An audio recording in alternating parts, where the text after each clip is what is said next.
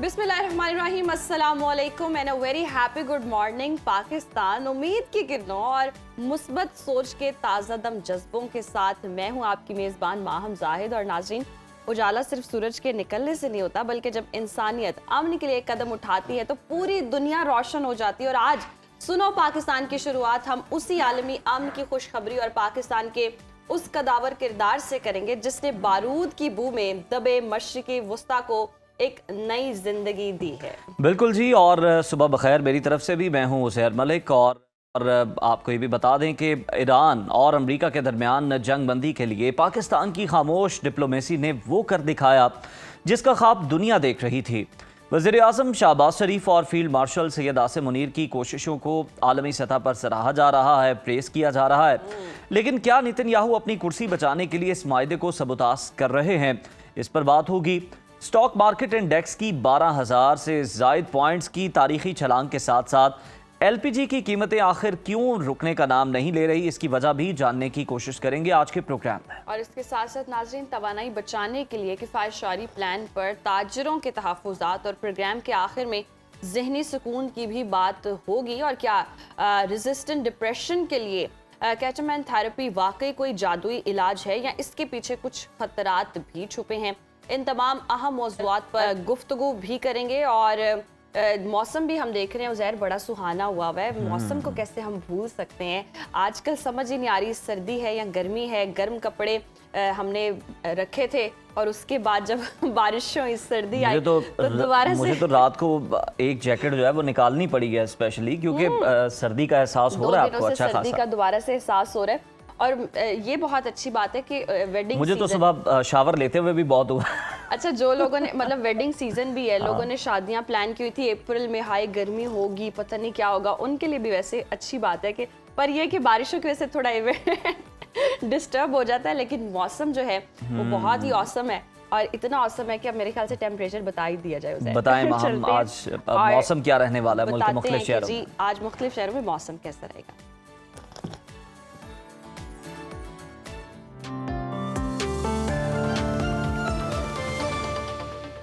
नाज़रीन, मुल्क के बेशतर इलाकों में मौसम खुश्क रहने का इम्कान है, जबकि शिमाल मशरक़ी बलूचिस्तान, बालाई सिंध, पंजाब और कश्मीर में चंद मकामात पर तेज़ हवाओं और गरज चमक के साथ बारिश की तवक्को है। मुख्तलिफ शहरों में मौसम की क्या सूरत हाल है, आइए जान लेते हैं। और सबसे पहले बात करेंगे गिलगित बल्तिस्तान की, जहाँ पर हम देख रहे हैं मतलब जुज़वी अब्र आलूद रहने का इम्कान है।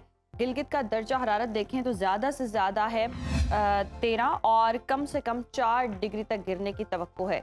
स्कर्दू का रुख करें तो यहाँ पर हम देख रहे हैं ज़्यादा से ज़्यादा टेम्परेचर है 9 और कम से कम 0 डिग्री तक गिरने की तवक्को है। महकमे मौसमियात के मुताबिक आइंदा 24 घंटों के दौरान चंद मकामात पर गरज चमक के साथ बारिश का इम्कान है। आज़ाद कश्मीर के मौसम की बात करें तो मतला जुज़वी अब्र आलूद रहने का इम्कान है। दारुल हुकूमत मुजफ्फराबाद लिए चलते हैं आपको, यहाँ पर हम देखते हैं ज़्यादा से ज़्यादा दर्जा हरारत है 20 और कम से कम 9 डिग्री रहने की तवक्को है। श्रीनगर में ज़्यादा से ज़्यादा पारा है 18 और कम से कम 4 डिग्री तक गिरने की तवक्को है। मौसम का हाल बताने वालों ने आइंदा 24 घंटों के दौरान चंद मकामात पर बारिश का इम्कान जाहिर किया है। और अब बात कर लेते हैं खैबर पख्तूनख्वा के मौसम की, जहां हम देख रहे हैं सुबह के बेशतर अजला में तेज़ हवाओं और गरज चमक के साथ बारिश का इम्कान है। सूबाई दारुल हुकूमत पेशावर लिए चलते हैं आपको, यहाँ पर हम देख रहे हैं ज़्यादा से ज़्यादा टेम्परेचर है 24 और कम से कम 14 डिग्री रहने का इम्कान है। सवात की बात करें, जिसे पाकिस्तान का स्विट्जरलैंड कहते हैं, यहाँ पर हम देख रहे हैं मैक्सिमम टेम्परेचर है 9 और कम से कम 1 डिग्री तक गिरने की तवक्को है। आइंदा 24 घंटों के दौरान डेरा इस्माइल खान, कोहाट, चार सद्दा, बुनेर, शांगला, कलाम, सवात और दीर में आंधी और गरज चमक के साथ बारिश, जबकि पहाड़ों पर हल्की बर्फबारी का इम्कान है। और अब जिक्र हो जाए 5 दरियाओं की सरजमीन पंजाब के मौसम का, जहां सूबे के बेशतर अजला में हम देख रहे हैं मौसम खुश्क रहने का इम्कान जाहिर किया गया है। बागों के शहर लाहौर लिए चलते हैं आपको, यहाँ पर हम देख रहे हैं ज़्यादा से ज़्यादा दर्जा हरारत है 27 और कम से कम 16 डिग्री रहने का इम्कान है, जबकि शहर इक़्तिदार इस्लामाबाद में ज़्यादा से ज़्यादा पारा है 24 और कम से कम 13 डिग्री रहने की तवक्को है। जबकि मुल्तान की बात करें तो मुल्तान में हम देख रहे हैं मैक्सिमम टेम्परेचर है 29 और मिनिमम 18 डिग्री रहने का इम्कान है। महकमे मौसमियात के मुताबिक आइंदा 24 घंटों के दौरान मरी, गिलियात और गिरदोनवाह में गरज चमक के साथ बारिश, जबकि चंद मकामात पर यालाबारी का भी इम्कान है। और अब बात हो जाए कुदरती ज़खायर से मालामाल सूबे यानी कि बलूचिस्तान की, जहां हम देख रहे हैं सूबे के बेशतर अजला में मौसम खुश्क और मतला अब्र आलूद रहने का इम्कान है।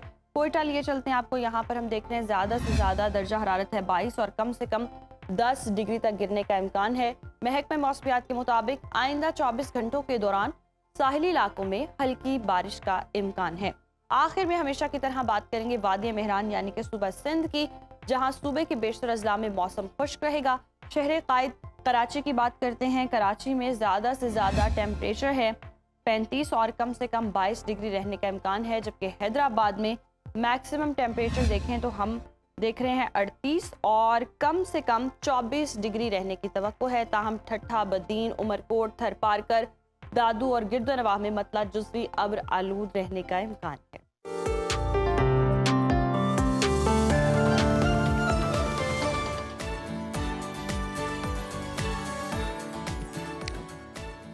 नाजरीन, मौसम तो बड़ा गैर मुतवक्के है अप्रैल के अंदर, लेकिन पाकिस्तान ने नामुमकिन को मुमकिन कर दिखाया है। उसकी बात करते हैं। अमन के लिए अमरीका और ईरान को जंगबंदी पर राजी कर लिया।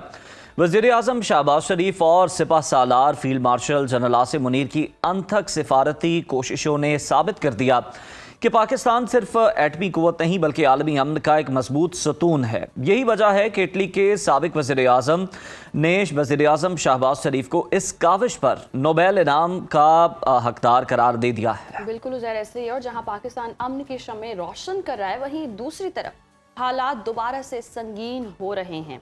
अमरीकी जो वज़ीर हैं वो जंग के बयानात जल्दी पर तेल का काम कर रहे हैं। उनका कहना था कि ये ईरान ने जंगबंदी की भीख मांगी तो ट्रंप ने भी रहम किया, जबकि दूसरी तरफ इसराइल ने मुआहदे की खिलाफ वर्जी करते हुए लबनान में 10 मिनट में 100 मकामात को निशाना बनाकर अपनी तरजीहात वाजे कर दी हैं। इन इक़दामात के साथ अमन कैसे आएगा, साबिक सिफारतकार नाइला चौहान साहिबा से जानेंगे कि क्या सूरत हाल बन सकती है। बहुत शुक्रिया आपके वक्त का। वेलकम टू सुनो पाकिस्तान। पाकिस्तान ने ऐसी सूरत हाल है कि जो नहीं हो सकता था उसको हाँ में बदल दिया। अब इसे देरपा अमन में कैसे बदला जा सकता है? अमरीकी वज़ीर दिफा का ये कहना है कि ईरान ने भीख मांगी तो रहम किया। इस तज़हीक अमेज़ लहजे के बाद तेहरान और वाशिंगटन के दरमियान किसी पायदार अमन की राह आप बनती देख रही हैं? देखिए, अमन जो है वो दोनों जानिबान के लिए बहुत ज़रूरी है। और ट्रंप साहब के बारे में कहा जा रहा था कि वो अपनी जो है एक ऑफ रैम्प ढूंढ रहे थे, क्योंकि वो इसमें बुरी तरह फंस गए। उनको नेतन्याहू ने जो गलत जो है वो एक्सपेक्टेशन की सारी एक्टिविटी की थी, इसलिए वो इसमें शामिल हुए थे। लेकिन अब जो है जिस तरह की तबाहकारी का इनकी इक़्तिसाद पे भी असर हो रहा है, वो इससे बाहर निकलना चाह रहे हैं। और ऑब्वियसली ईरान कभी जंग की जाना ही नहीं चाहता था, तो ये जैसी भी गुफ्तगू करें उससे इतना अहम नहीं है। Action is more important. और ईरान जो है वो लेबनान को बीच में शामिल करना चाहता है, जबकि अमेरिका इसराइल की वजह से उसे शामिल नहीं करना चाहता। तो उस पे बेसिकली डिपेंड करता है कि ये पेशरफ्त होगी इस सारी एक्टिविटी की जो इस वक्त इस्लामाबाद में हो रही है। बिल्कुल सही। नाइला साहिबा, इसराइली अपोजिशन का जंगबंदी को नेतन्याहू की नाकामी करार देना, इसराइल का लबनान में जंगबंदी के पहले ही दिन 10 मिनट में 100 हमले कर देना, क्या इसराइल के अंदरूनी सियासी हालात के बायस नेतन्याहू कोई ख़तरनाक कदम उठा सकते हैं? और क्योंकि उनको हटाए जाने का भी ख़तरा है। डोनाल्ड ट्रंप इसराइली सदर को कई बार जो है इस मामले पर तनकीद का निशाना बना चुके हैं कि वो माफ़ी का ऐलान कर दें वज़ीर आज़म के लिए इसराइली। बात आपकी बिल्कुल दुरुस्त है कि नेतन्याहू को अंदरूनी बहुत मसाइल हैं। बेसिकली इस जंग में जाने की भी यही वजह थी कि उसके किरदार के खिलाफ करप्शन केसेस इजराइल में हो रहे थे और उसको हटाने की जो है उसकी ऑपोजिशन की पूरी कोशिश थी। तो वो उससे डिस्ट्रैक्शन के लिए उन्होंने ये सारी तबाहकारी का मंसूबा बनाया। लेकिन इस वक्त जो है इजराइल के अंदर भी बहुत मसाइल हैं और जो उन्होंने तबाहकारी की है उसके भी उन पे असरात हैं, क्योंकि ईरान ने जितनी इनकी पिटाई की है, मेरा नहीं ख्याल 1973 के बाद किसी ने इनके साथ इतनी वो की हो। ऐसे ही है। सो उनके लिए भी बहुत मुश्किल सिचुएशन है, लेकिन जो खबासत है वो जाती नहीं। बिल्कुल नाइला साहब, ऐसे ही है। और दुनिया भर में अगर हम पाकिस्तान की बात करें तो पाकिस्तान की तारीफें हो रही हैं। साबिक इतालवी वज़ीर आज़म ने शहबाज शरीफ को नोबेल इनाम का हकदार कहा है। आपके ख्याल में पाकिस्तानी सिविल और अस्करी क़यादत ने पर्दे के पीछे ऐसी कौन सी साइलेंट डिप्लोमेसी की है जिसने ईरान और अमेरिका को बराह रास्त तसादुम से रोका? देखिए, सबसे बड़ी बात तो आपका किरदार होता है। इस्लाम भी जब फैला, हज़रत सल्लल्लाहु अलैहि वसल्लम के किरदार वो अल अमीन थे, अल सादिक थे। तो जब उन्होंने अल्लाह ताला का पैगाम लाया तो उन काफिरों ने भी मान लिया, क्योंकि उन्हें पता था कि ये सादिक और अमीन है, ये झूठ बात नहीं करेंगे। अल्हम्दुलिल्लाह पाकिस्तान में भी यही हमारी डिप्लोमेसी रही है। हमने कभी धोखेबाजी से काम नहीं किया, हमने हमेशा स्ट्रेट फॉरवर्ड तरीके से काम किया। और आपकी जो लीडरशिप है, चाहे आपके वो फील्ड मार्शल साहब हैं आसिम मुनीर, या आपके प्राइम मिनिस्टर हैं शहबाज शरीफ, या आपके फॉरेन मिनिस्टर हैं इसहाक डार साहब, या आपकी वजारत खारजा, पूरे ऑफिसर्स आपके, it's a very good team of officers. हमेशा से फॉरेन ऑफिस आपका एक्सीलेंस पे रहा है। तो आपने जो एक मीडिएटर का रोल किया है, आप देखिए बरक्स हिंदुस्तान को देखें, क्यों नहीं उनको चुना गया? क्योंकि वो हमेशा दोगलापन करते हैं। एक तरफ जो है वो रूस से तेल खरीद रहे हैं, दूसरी तरफ जो है अमेरिका के साथ क्वाड में शामिल हैं, मतलब इधर उधर। तो फिर they are not reliable allies. एक तरफ वो इजराइल से जाके जफ्फियां मार रहे हैं, दूसरी तरफ वो अरबों के साथ जो है वो पैसे लेना चाह रहे हैं। तो वो पॉलिसी जो है ना वो चलती नहीं है। कुछ देर चलती है, शायद उनको मुफाद होते हो, लेकिन लॉन्ग टर्म आपकी इज्जत, आपका वकार, आपकी क्रेडिबिलिटी पे उसका असर पड़ता है। और इसीलिए पाकिस्तान की क्रेडिबिलिटी और बिल्कुल इज्जत सही। और वकार। नाइला साहिबा, आप हमारे साथ ही मौजूद रहिएगा। ब्रिगेडियर रिटायर्ड अहमद सईद मनाज साहब भी हमें ज्वाइन कर चुके हैं, उन्हें भी शामिल गुफ्तगू कर लेते हैं। ब्रिगेडियर साहब, वेलकम टू सुनो पाकिस्तान। सर कहिएगा, इस तमाम तर सूरत हाल को आप कैसे देख रहे हैं? जंग बंदी हो चुकी है, लेकिन उसके बावजूद लबनान पर जो हमले हैं वो नहीं रुक रहे। ईरान जो है वो इस बात पर जोर दे रहा है कि लबनान पर भी इजरायली हमलों को रोका जाए, लेकिन अमेरिका कहता है कि ये तो प्लान का हिस्सा ही नहीं था, ये तो बातचीत का हिस्सा ही नहीं था कि हम लबनान पर हमले रोकेंगे। तो सूरत हाल आप कहाँ जाती हुई देख रहे हैं? जी बिस्मिल्लाहिर्रहमानिर्रहीम। देखिए जी, जब से ये पीस टॉक के सिस्टम में आसिम मुनीर साहब और प्राइम मिनिस्टर साहब ने कोशिशें की थी, उसमें मल्टीपल नंबर ऑफ डिस्ट्रैक्टर्स थे जो इस सारे पीस प्रोसेस को जो है सबताज करने के लिए वो तैयार थे। अब ओवरऑल अगर देखा जाए तो इसके अंदर इसराइल तो ऑफ कोर्स सबसे टॉप ऑफ द लिस्ट है, जो नहीं चाहता। और स्पेशली उसकी जो असेंबली के अंदर भी डिस्कशंस के दौरान नेतन्याहू पे खासी क्रिटिसिज्म की गई है कि हम ये जंग जो है वो टेबल पे हार गए। अब वो तो इस तरह की बातचीत जरूर करेगा, वो तो ग्रेटर इसराइल का लेके जो है वो एजेंडा लेके आगे बढ़ रहा था। और अगर यहाँ से अमेरिकन बेसिस भी, जैसे कतर ने फॉरेन स्पोक्स पर्सन ने कतर के जिक्र किया है कि यहाँ पे अमेरिकन बेसिस जो है उन्हें मजीद अपनी सिक्योरिटी के लिए नहीं उनकी यहाँ पे जरूरत। इसी तरीके से ये बारिश का पहला खतरा साबित होने की तरफ ये लगता है कि मिडिल ईस्ट में मजीद अमेरिकन बेसिस यहाँ पे शायद स्टे ना कर सके हैं, और अगर स्टे करते हैं तो वो डायल्यूटेड होंगे। तो लिहाजा सबसे बड़ी जो रेजिस्टेंस है वो इसराइल की जानिब से एक्सपेक्टेड भी थी और वो हो भी रही है। अब लोकल लेवल के ऊपर भी डिस्ट्रैक्शन थी।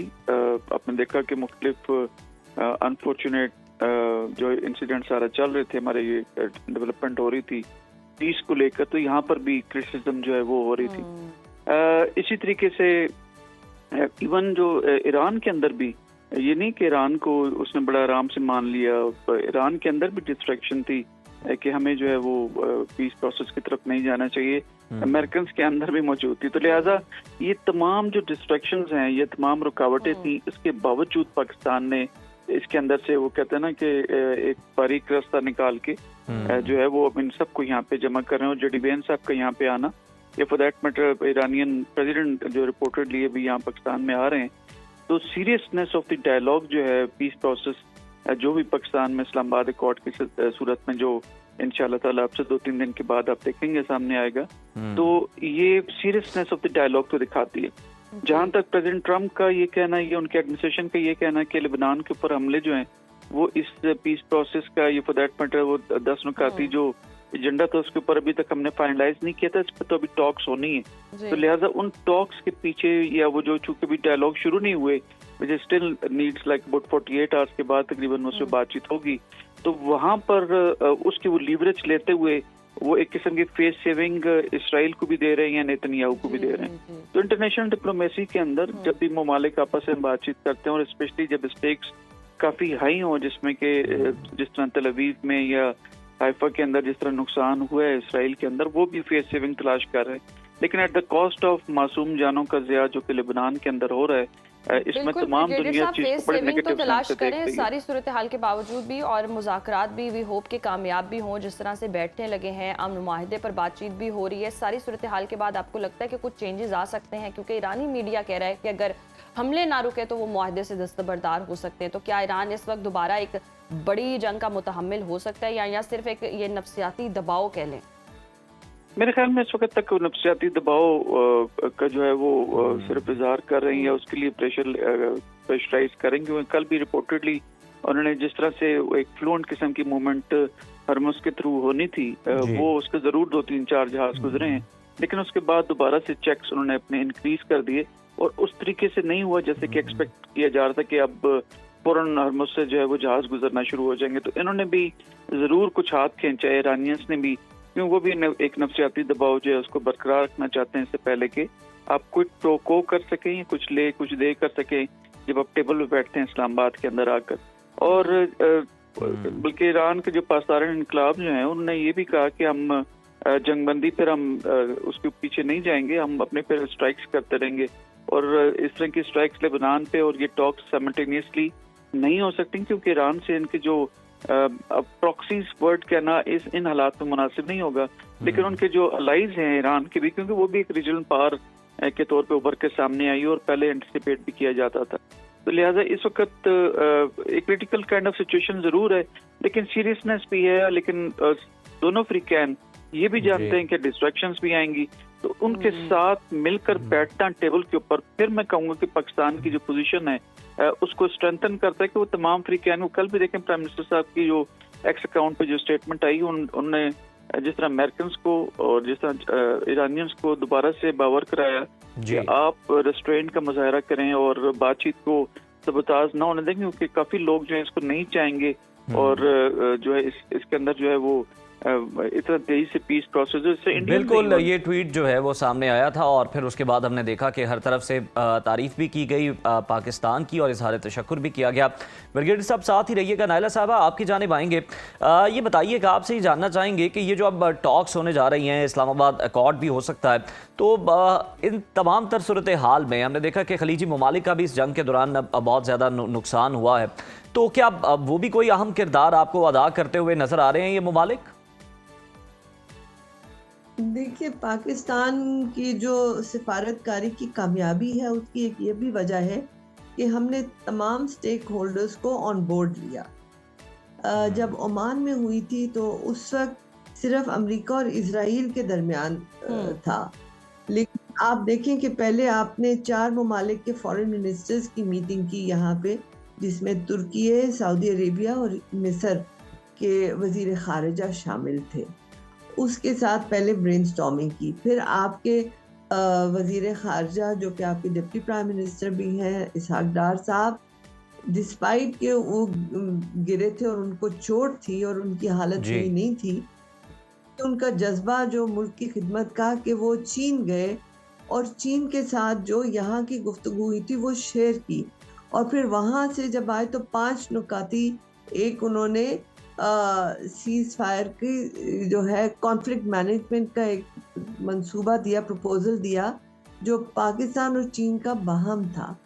फिर उसके बाद आपने जो है अमेरिका से भी आप सालसी कर रहे थे, ईरान के साथ भी सालसी कर रहे थे, अरब जितने गल्फ स्टेट्स हैं, सऊदी अरेबिया खासकर, और गल्फ स्टेट्स के साथ भी आपकी जो है पूरे रवाबित थे, और उन सबको ऑन बोर्ड लेके और उनके साथ ये भी दरख्वास्त की कि ज़रा तहम्मुल से काम लें, इस वक्त हालात इतने नाजुक हैं कि अगर वो भी रिएक्ट करते तो बात बहुत आती।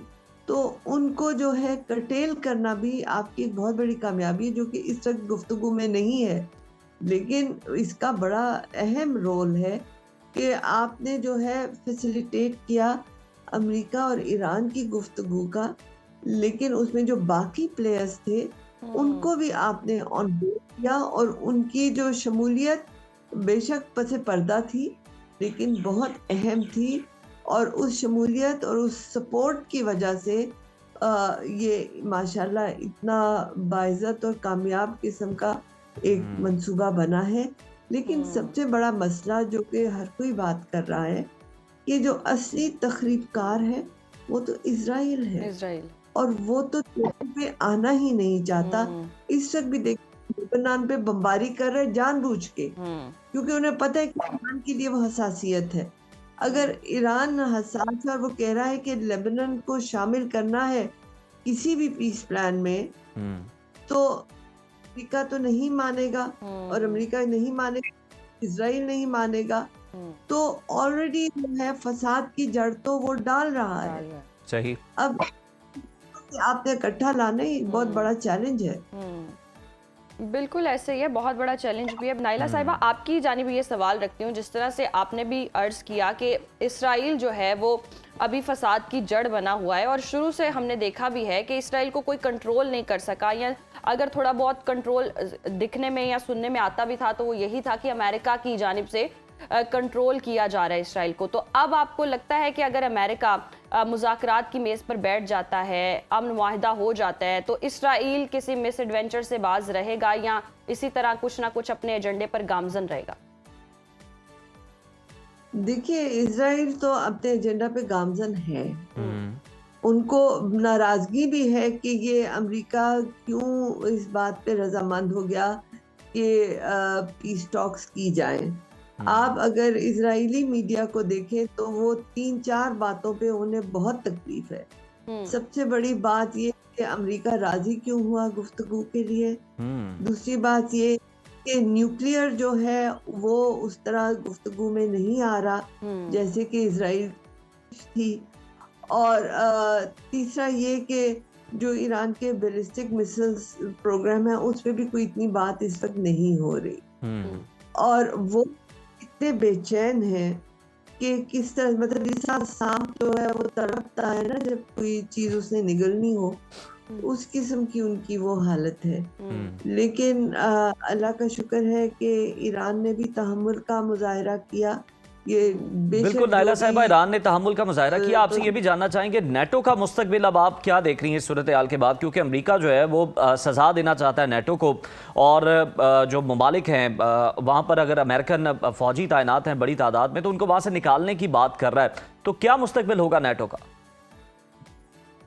नेटो का मुस्तकबिल तो जी जब से सोवियत यूनियन की फॉल हुई थी उस वक्त से ही जो है डामाडोल था जी। फिर उनको थोड़ी जान फूकी गई जब उनकी फोर्सेस को आपने अफगानिस्तान में अमेरिका ने लाया, तो उनको कुछ मतलब एक रिससिटेशन हो गई उनकी। लेकिन नेटो का तो एजेंडा कब से जो है वो रिडंडेंट हो ही चुका था। अब जो है नाराजगी किस बात पे है कि नेटो के जो ज्यादातर ममालिक हैं वो यूरोपियंस हैं जी। तुर्की हाफ यूरोप है हाफ एशिया है। तो वो चाह रहे थे कि अमेरिका जो है वो उनके साथ भरपूर तरीके से सामने आए यूक्रेन की। बिल्कुल नेटो ने साथ नहीं दिया, नेटो ममालिक ने, यूरोपियन ममालिक ने, बल्कि वो ट्रंप के नाकिद नजर आए और उनकी पॉलिसीज के सामने उन्होंने झुकने से इनकार कर दिया, साथ देने से इनकार कर दिया। इसलिए अमेरिका अब सजा के तौर पर ये कर रहा है कि जिन जिन ममालिक में, नेटो के ममालिक में हम देख रहे हैं अमेरिकन ट्रूप्स तैनात हैं, उनको वहाँ से निकालने की बातें भी हो रही हैं, जिसके बाद नेटो का कोई मुस्तकबिल नजर नहीं आता। अभी वक्त हुआ है ब्रेक का, स्टे विद अस। व्यूअर्स, गुज़श्ता रोज़ पाकिस्तान के सरमायाकारों और मौशी हलकों के लिए किसी मोज़े से कम नहीं था। स्टॉक मार्केट जो ईरान और अमेरिका में कशीदगी के बायस अरबों खरबों का नुकसान कर रही थी, रिकवर होना शुरू हो गई है। गुज़श्ता रोज़ इंडेक्स ने एक ही रोज़ में 12,000 पॉइंट से ज़ायद का जंप लिया है। बिल्कुल ऐसे ही। और पाकिस्तान स्टॉक एक्सचेंज में सूरत हाल ये थी कि ट्रेडिंग को आरजी तौर पर रोकना पड़ा ताकि मार्केट के हिजान को संभाला जा सके। KSE 100 इंडेक्स का 1,64,000 की सतह उबूर कर जाना महज एक हिंसा नहीं बल्कि आलमी बरादरी का एशियाई मार्केट्स पर बहाल होता हुआ एतमाद भी है। और ये ट्रेड कब तक जारी रह सकती है, जायजा लेने के लिए हमारे साथ director Pakistan stock exchange Ahmed Chinoy साहब मौजूद हैं। बहुत शुक्रिया सर आपके वक्त का। वेलकम टू सुनो पाकिस्तान। सबसे पहले तो ये बताइएगा कि ये तेजी किसी बड़े मुआशी इस्तेहकाम का इशारा दे रही है। मार्केट में हम देख रहे हैं 12,920 पॉइंट्स की गैर मामूली तेजी को आप किस नज़र से देखते हैं और क्या ये सिर्फ जंग बंदी का असर दिखाई दे रहा है? बिस्मिल्लाहिर्रहमानिर्रहीम। जी बिल्कुल, ये एक बहुत बड़ा इशारा है और ये इशारा वो है कि जिसमें पाकिस्तान की सालमियत, पाकिस्तान की माशी तरक्की और पाकिस्तान की जो मुसल्लम हकीकत है दुनिया के सामने, वो उजागर होकर सामने आ रही है। मैं समझता हूँ कि जो काविशें हमारे प्राइम मिनिस्टर साहब और हमारे फील्ड मार्शल साहब ने की हैं, वो एक लाजवाल कुर्बानी है जो पाकिस्तान के लिए दी गई। और इसके बाद फिर मार्केट पर उसका जो रिएक्शन आया है वो आपने देख लिया कि ये सारी चीज़ें जो है इस बात का इशारा कर रही हैं कि पाकिस्तान की जो खित्ते में हैसियत है, और अब तो खित्ते में नहीं, मैं पूरी दुनिया में बात कर रहा हूँ, एक बहुत बड़ी हैसियत है। हर आदमी पाकिस्तान का नाम ले रहा है। तो पाकिस्तान को जब आगे जाकर और अभी बिल्कुल आने वाले दिनों में एक बड़ा सेफ हेवन समझा जाएगा। कल तक जो लोग सिर्फ दुबई की बात कर रहे थे कि दुबई एक सेफ हेवन है, आज उनके पास एक अल्टरनेट पाकिस्तान की सूरत में सामने आ गया है कि पाकिस्तान न सिर्फ सेफ है सरमायाकारी के लिए, क्योंकि पाकिस्तान सिर्फ खुद अपनी हिफाजत करना जानता है, बल्कि ये भी जानता है कि दुनिया की हिफाजत कैसे की जाए। तो ये दोनों चीज़ें इस बात की गम्माज़ी कर रही हैं कि पाकिस्तान में इन्वेस्टमेंट के लातादाद मौके सामने आएंगे। मार्केट की तेजी भी जो है वो इस बात की इंडिकेशन कर रही है कि अब सरमायाकार फॉरेन इन्वेस्टर्स मार्केट के अंदर इंशाल्लाह कूदेंगे और मार्केट की जो तरक्की रवां-दवां थी जंग से पहले 1,90,000 पॉइंट से हम ऊपर थे, मैं समझता हूँ कि वो पोजीशन बहुत जल्द अब बहाल हो जाएगी। बिल्कुल, सरमायाकारों को भी जंग के बाद कुछ ऐसे डेस्टिनेशंस की तलाश है जो कि महफूज हों और यकीनन पाकिस्तान सफ़े अव्वल में है। इसमें अहमद साहब, इंडेक्स 1,64,000 की सतह पर है। क्या हम इसे कह सकते हैं ये ओवर हीटेड मार्केट है या कीमतें अब भी बहुत ज़्यादा अट्रैक्टिव हैं? देखिए, मैं अपनी पर्सनल राय दे रहा हूँ कि मेरे अंदाजे के मुताबिक ये अंडर हीटेड है, ओवर हीटेड नहीं है। अभी मार्केट में बहुत गुंजाइश मौजूद है और ये मार्केट में ये गुंजाइश जो है वो रेट्स की सूरत में भी है। आप ये तो देखें कि मार्केट में अर्निंग्स क्या आ रही हैं। इतनी बेहतरीन अर्निंग के साथ हमारे शेयर जो हैं वो कम से कम 11-12 के मल्टीप्लायर पे जाने चाहिए। आज भी हम 6-7, 5-6 के मल्टीप्लायर पर हैं। तो मार्केट में अभी बहुत गुंजाइश मौजूद है और मार्केट में सेफ बेट्स हैं। अगर लोगों ने अपनी इन्वेस्टमेंट्स की हुई थी जंग से पहले और वो परेशान थे कि जी 100 रुपए किसी शेयर के नीचे चले गए हैं, तो आज ये कल का दिन जो है वो उनके लिए खुशी की नवीद लाया है कि वो 100 रुपए जो है वो 30-35 रुपए कम से कम रिकवर कर गए हैं सिर्फ एक दिन में। तो आने वाले दिनों में ये सारी ना सिर्फ रिकवरी हो जाएगी बल्कि मैं समझता हूँ कि मार्केट बहुत बेहतर सूरत पे जाएगी। सही, यानी कि ये तो खुशी की खबर है कि मार्केट बहुत बेहतर जो अंदाज में आगे बढ़ रही है। अच्छा अहमद साहब, आलमी सतह पर अगर हम ब्रेंट क्रूड की कीमतों में कमी की बात करें तो पाकिस्तान की जो लिस्टेड कंपनीज हैं उनको इस केस में कितना फ़ायदा होगा? देखिए, ऑब्वियसली जहाँ ये ऑयल के रेट्स कम हो रहे हैं वहाँ पर मैं कहता हूँ कि न सिर्फ सस्ता तेल बल्कि अगर कंपनी की बेनिफिट की बात करें तो जो आगे एक हिट आ रही थी कि हमने सस्ता तेल आगे बेचा हुआ था या सस्ता जो है वो कमिटमेंट किए हुए थे, उसमें मैं समझता हूँ कि अब वो पूरे उतर जाएंगे। कि इसलिए कि मैं ये बहुत अच्छी तरह फर्मली बिलीव कर रहा हूँ कि ये $93 जो है जो आजकल रेट था वो भी बहुत ज्यादा रेट है। हम कोई 60-65 के लगभग इंशाल्लाह बहुत जल्दी इसको देखेंगे और उस वक्त मैं समझता हूँ कि इन कंपनीज की जो एक बीच में थोड़ा सा सेटबैक आया था वो सेटबैक जो है वो खत्म हो जाएगा और वो फिर पॉजिटिविटी की तरफ इंशाल्लाह चला जाएगा। बिल्कुल सही। अहमद साहब, अगर 2 हफ्तों बाद हाइपोथेटिकली अगर हम बात करें तो जंग बंदी में अगर तौसील नहीं हो पाती तो क्या मार्केट दोबारा उसी शिद्दत से नीचे जाएगी जैसे हमने पहले देखा गुज़श्ता दिनों में? देखिए, मैं अल्लाह ताला की ज़ात से पुरुमीद भी हूँ और हालात और वाक़यात भी ये बताते हैं, और फिर पाकिस्तान के 2 सपूत जो हैं जिनकी काविशें मैंने बताई, आगे जाकर जो है वो ये पीस अकॉर्ड जो है वो एक परमानेंट पीस अकॉर्ड हो जाना है, और इसके लिए इतने हाई लेवल के मुज़ाकरात कल से इस्लामाबाद में शुरू हो रहे हैं। तो मैं समझता हूँ कि फिर कोई गुंजाइश बाकी नहीं रहती। चीज़ें बेसिकली जो इतलात हैं वो तय हो गई हैं, सिर्फ उनको एक हतमी शक्ल देनी है, और हतमी शक्ल के लिए ज़ाहिर है दोनों फरीकैन का आपस में बैठना लाजमी है, और पाकिस्तान उसमें एक बहुत बड़े मीडिएटर का किरदार अदा कर रहा है। पाकिस्तान के साथ दूसरे ममालिक भी हैं, जैसे मिस्र है, टर्की है, सऊदी अरब है, ये सारे जो है वो ऑन बोर्ड हैं, और वो भी इसमें एक बड़ा कलीदी किरदार अदा कर रहे हैं। तो बाय एंड लार्ज जहाँ इतने मुल्कों की काविशें हों, जिसमें 2 बड़ी एटमी ताकतें चाइना और रशिया भी जो है वो बैकडोर नेगोशिएशन में शामिल हों, तो कोई वजह नहीं कि ये जो है वो अकॉर्ड ना हो जाए और ये चीज़ें जो हैं वो आगे ना बढ़ें।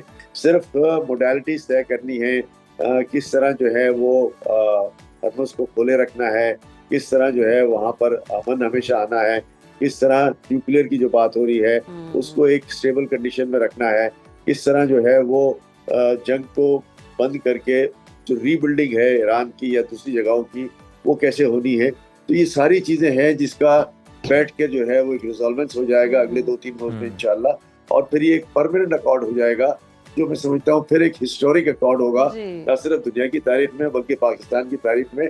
और सबसे बड़ी खुशी की बात यह है कि जहाँ हम अमन ला रहे हैं वहाँ पाकिस्तान दुनिया में न सिर्फ बात यही है कि हम में अमन बल्कि की बात कर तरक्की में रहे भी बहुत बड़ा हैं और किरदार लेकर अदा आ रहे हैं, करेगा। और तमाम ममालिक मिल बैठे हैं और पाकिस्तान का इसमें बहुत बड़ा किरदार है। अच्छा, पाकिस्तान की सालिसी की ही बात करें और इलाका इस्तेहकाम की कोशिशें आलमी सरमायाकारों को राग़िब करने में कामयाब हो सकी हैं, ये भी बताएगा। और मुल्क में FDI बढ़ रही है या इसमें कमी वाक़ हो रही है? देखिए, जंग के दिनों में तो आपको पता है कि FDI जो है वो काफ़ी कम हो रही थी, लेकिन मैं बड़ा होपफुल हूँ। अभी कल का ही दिन गुजरा है, आज कल परसों आने वाले दिन जो हैं वो इंशाल्लाह अच्छी नवीद लेकर आएंगे कि पाकिस्तान का जो FDI है न सिर्फ बढ़ेगा, लोगों का इंटरेस्ट पाकिस्तान की तरफ बढ़ेगा। पाकिस्तान के स्टॉक मार्केट का कल पूरी दुनिया में चर्चा था, आप कहीं भी देख लें, ब्लूमबर्ग में, सब जगहों पे पाकिस्तान की जो स्टॉक मार्केट ने जो तेजी कल दिखाई है, और आज भी मैं समझता हूँ इंशाल्लाह मार्केट अभी खुली है, मार्केट हायर नोट पे खुली है, और ये आगे जाके जो है वो बेहतर अंदाज में जो है वो परफॉर्म करेगी, और FDIs जो है वो बड़ी तादाद में पाकिस्तान आएंगी, और यही एक सबसे बड़ी वजह होगी दोबारा कि मार्केट जो है वो रिबाउंड करके अपने जो प्रीवियस पीक लेवल है उससे भी आगे जा सकती है इंशाल्लाह। अहमद साहब, मशरिक़ वस्ता की कशीदगी में कमी से रुपए की कदर मुस्तहकम होती हुई आप देख रहे हैं, स्टेबल हो रही है, या UAE को कर्जों की वापसी का मईशत पर नेगेटिव इम्पैक्ट भी हो सकता है? देखिए, पाकिस्तान के पास वो वक्त भी था जहां $3-4 बिलियन भी हमारे पास रिजर्व में नहीं था। आज 21-22 बिलियन डॉलर अगर रिजर्व में है और उसमें से $3.5 बिलियन चला जाता है, तो हम वो सफ़र तय करके आए हैं, और हमें पता है कि जी हमें कम फॉरेन एक्सचेंज में जो है वो किस तरह गुजारा करना है। तो मैं समझता हूँ कि बाय एंड लार्ज ये एक अच्छा डिसीजन है गवर्नमेंट की तरफ से, और एक लॉन्ग आउटस्टैंडिंग जो ड्यू था उसको अगर हम वापस कर रहे हैं तो ये बहुत अच्छी बात है। ये पूरी दुनिया को भी पैगाम है कि पाकिस्तान अपने पैरों पे अल्हम्दुलिल्लाह खड़ा होना सीख रहा है, और हमें लोगों के कर्जे जो है वो यहाँ से वापस भी होंगे, और ये एक अच्छी नवीद लेकर आएगा कि जो दूसरी डोनर एजेंसीज हैं वो पाकिस्तान की तरफ देखेंगी डोनेशन देने के लिए, लोन्स देने के लिए, और पाकिस्तान जो है वो इस पूरी डील में एक और भी मैं समझता हूँ कि एडवांटेज मिलेगा कि जहाँ हम बड़ी होपफुली बात कर रहे हैं कि पाक ईरान गैस पाइपलाइन का रिन्यूअल, और साथ साथ जो है वो ईरान से ऑयल की तरसील और ईरान पे सैंक्शन हटना, मैं समझता हूँ ये सारी चीज़ें जो हैं वो आगे जाकर पाकिस्तान के लिए न सिर्फ सहूलत पहुंचाएंगी, पाकिस्तान के फॉरेन एक्सचेंज रिजर्व को बेहतर करेंगी, बल्कि पाकिस्तान में कॉस्ट ऑफ डूइंग बिजनेस भी जो है वो इंशाल्लाह कम हो जाएगा। बिल्कुल, ये सारी चीज़ें पाकिस्तान के हक में बहुत बेहतरीन होने वाली हैं। बहुत शुक्रिया अहमद साहब आपके वक्त, और जिस तरह से हम देख भी रहे हैं कि जंग के बाद सूरत हाल जो है वो एंटायरली चेंज हो चुकी है, और पाकिस्तान की तरक्की का सफ़र शुरू हो चुका है, और जिस तरह से पाकिस्तान ने किरदार अदा किया है सालिसी का, उसके हम इफ़ेक्ट भी देखना शुरू हो चुके हैं, और वी होप कि आवाम तक भी इसके असरात पहुँचें और महंगाई में कमी हो, मईशतें बेहतर समत में जाएं और स्टॉक एक्सचेंज जो है वो तरक्की करे।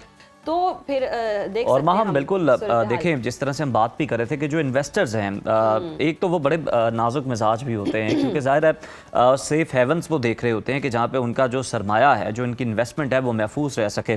तो पाकिस्तान के बारे में तो जनाब खुल के सामने आ चुका है कि ये अपना दिफा तो करना अच्छे तरीके से जानता ही जानता है, लेकिन ये दूसरे ममालिक के दिफा की भी बात हो, पीस की बात हो, सिफारतकारी की बात हो, तो पाकिस्तान इस पर अपना कोई सानी नहीं रखता इस खत्ते के अंदर। तो अब हम देख रहे हैं कि जो फॉरेन डायरेक्ट इन्वेस्टमेंट्स हैं वो भी आ रही हैं और मार्केट की सूरत हाल भी जो है वो बेहतर हो रही है। और इस तमाम तर सूरत हाल के बाद इंशाल्लाह हम देखेंगे कि ट्रिकल डाउन इफेक्ट आएगा, आवाम को भी रिलीफ मिलेगा। आवाम को रिलीफ मिलेगा तो ही आवाम समझ सकेगी, अदरवाइज आवाम तजब्जुब का शिकार आवाम को भूलना नहीं है आपने, आवाम को नहीं भूलना। अभी वक्त ब्रेक का देखते रहिए सुनो पाकिस्तान। एक तरफ तो ईरान और अमेरिका के दरमियान 2 हफ्तों की मशरूत जंग बंदी के बाद आलमी मार्केट में खाम तेल की कीमतें यकलख्त 16% तक गिर गई, जिससे दुनिया भर में तवानाई सस्ती होने की उम्मीद जागी है। आलमी बेंचमार्क ब्रेंट क्रूड $92 तक नीचे आ चुका है, गो कि आज उसकी कीमत में इजाफा होना शुरू हुआ है।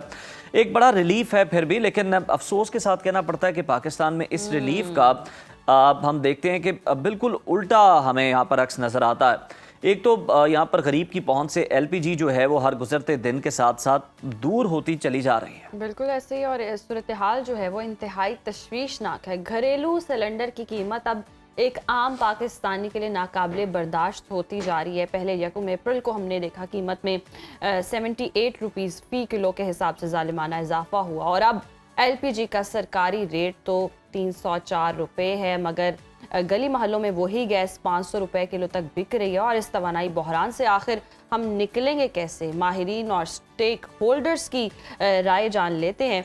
हमारे साथ मौजूद है एनर्जी एक्सपर्ट डॉक्टर बिशारत हसन साहब और chairman LPG association Irfan Khokhar साहब। दोनों मेहमानों को शुक्रिया कहते हैं जी, बहुत शुक्रिया आप दोनों ने वक्त दिया।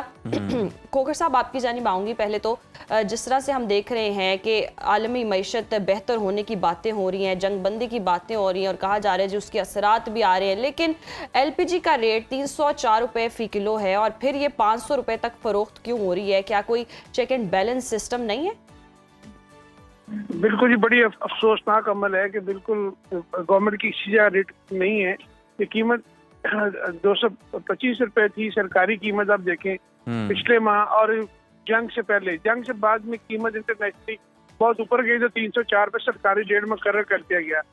लेकिन मैं यहाँ ये चीज बार बार कहता हूँ, अगर फर्ज करें कि LPG नायाब हो, LPG की शॉर्टेज हो, तो ये 5000 रुपए किलो अभी नहीं मिले जो आज 500 रुपए किलो है। इसका मतलब यह है कि गवर्नमेंट की रेट नहीं है। हम अपने किए हुए नोटिफिकेशन को गवर्नमेंट उसको मॉनिटर नहीं कर रही। सप्लाई जो ऊपर से लेकर नीचे तक सप्लाई चेन को मॉनिटर नहीं किया जा रहा। तो LPG जंग से पहले भी और अब भी पाकिस्तान भर में इस वक्त वाफद मकदार में मौजूद है, लेकिन सिर्फ और सिर्फ यह है कि वो ब्लैक मार्केटिंग करने वाले लोग जो हैं या ब्लैक माफिया है वो बहुत ताकतवर है।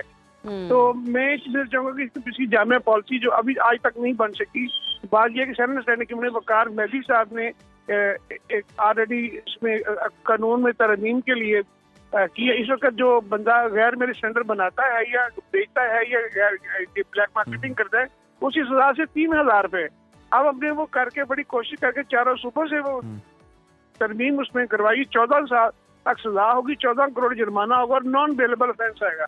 फिर इंशाल्लाह ताला बेहतरी की उम्मीद है। अदरवाइज क्योंकि LPG इंडस्ट्री की भी कानून साजी है ही नहीं, इसलिए ये जो माफिया। खोखर साहब, अगर इंतजामिया काम नहीं कर रही है तो फिर आपकी एसोसिएशन क्या किरदार अदा कर रही है कि किस तरह से इनको कायल किया जाए कि जनाब इतना इजाफा जो है वो आवाम पर जुल्म है, ऐसा नहीं होना चाहिए। फिर चोरों की तरह काम कर रहे होते हैं, जो तख्तियां आम दिनों में लगाई होती हैं दुकान के बाहर वो नहीं लगा रहे, शटर गिरा के काम कर रहे होते हैं।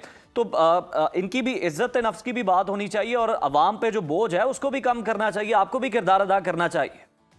जी, हम जहाँ तक आपके तवज्जो से अपना पूरा किरदार अदा कर रहे हैं, हम यहाँ आपके तवज्जो से मैं चैलेंज से बात करता हूँ, अगर सरकारी कीमत पे डिस्ट्रीब्यूटर दुकानदार को गैस मिले हम आपसे वादा करते हैं इंशाल्लाह घर घर में सरकारी कीमत से गैस सप्लाई होगी, किसी किस्म की शिकायत नहीं होगी। लेकिन अगर फर्ज करो सप्लाई ही 200 रुपए पर केजी तक ब्लैक हो तो वो उसमें दुकानदार क्या करता है? दुकानदार अपने घर में गैस पैदा तो नहीं करता।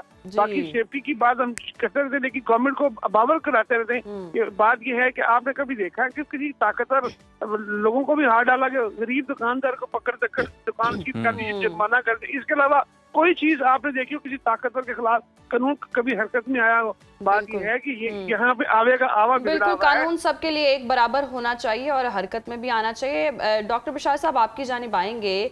आलमी मार्केट में ब्रेंट क्रूड 16% सस्ता हुआ है, लेकिन पाकिस्तान में एलपीजी की कीमतें क्यों बेकाबू हैं? एलपीजी को लेकर हमारी जरूरियात क्या हैं? हम हर वक्त बहरानी कैफियत में क्यों रहते हैं?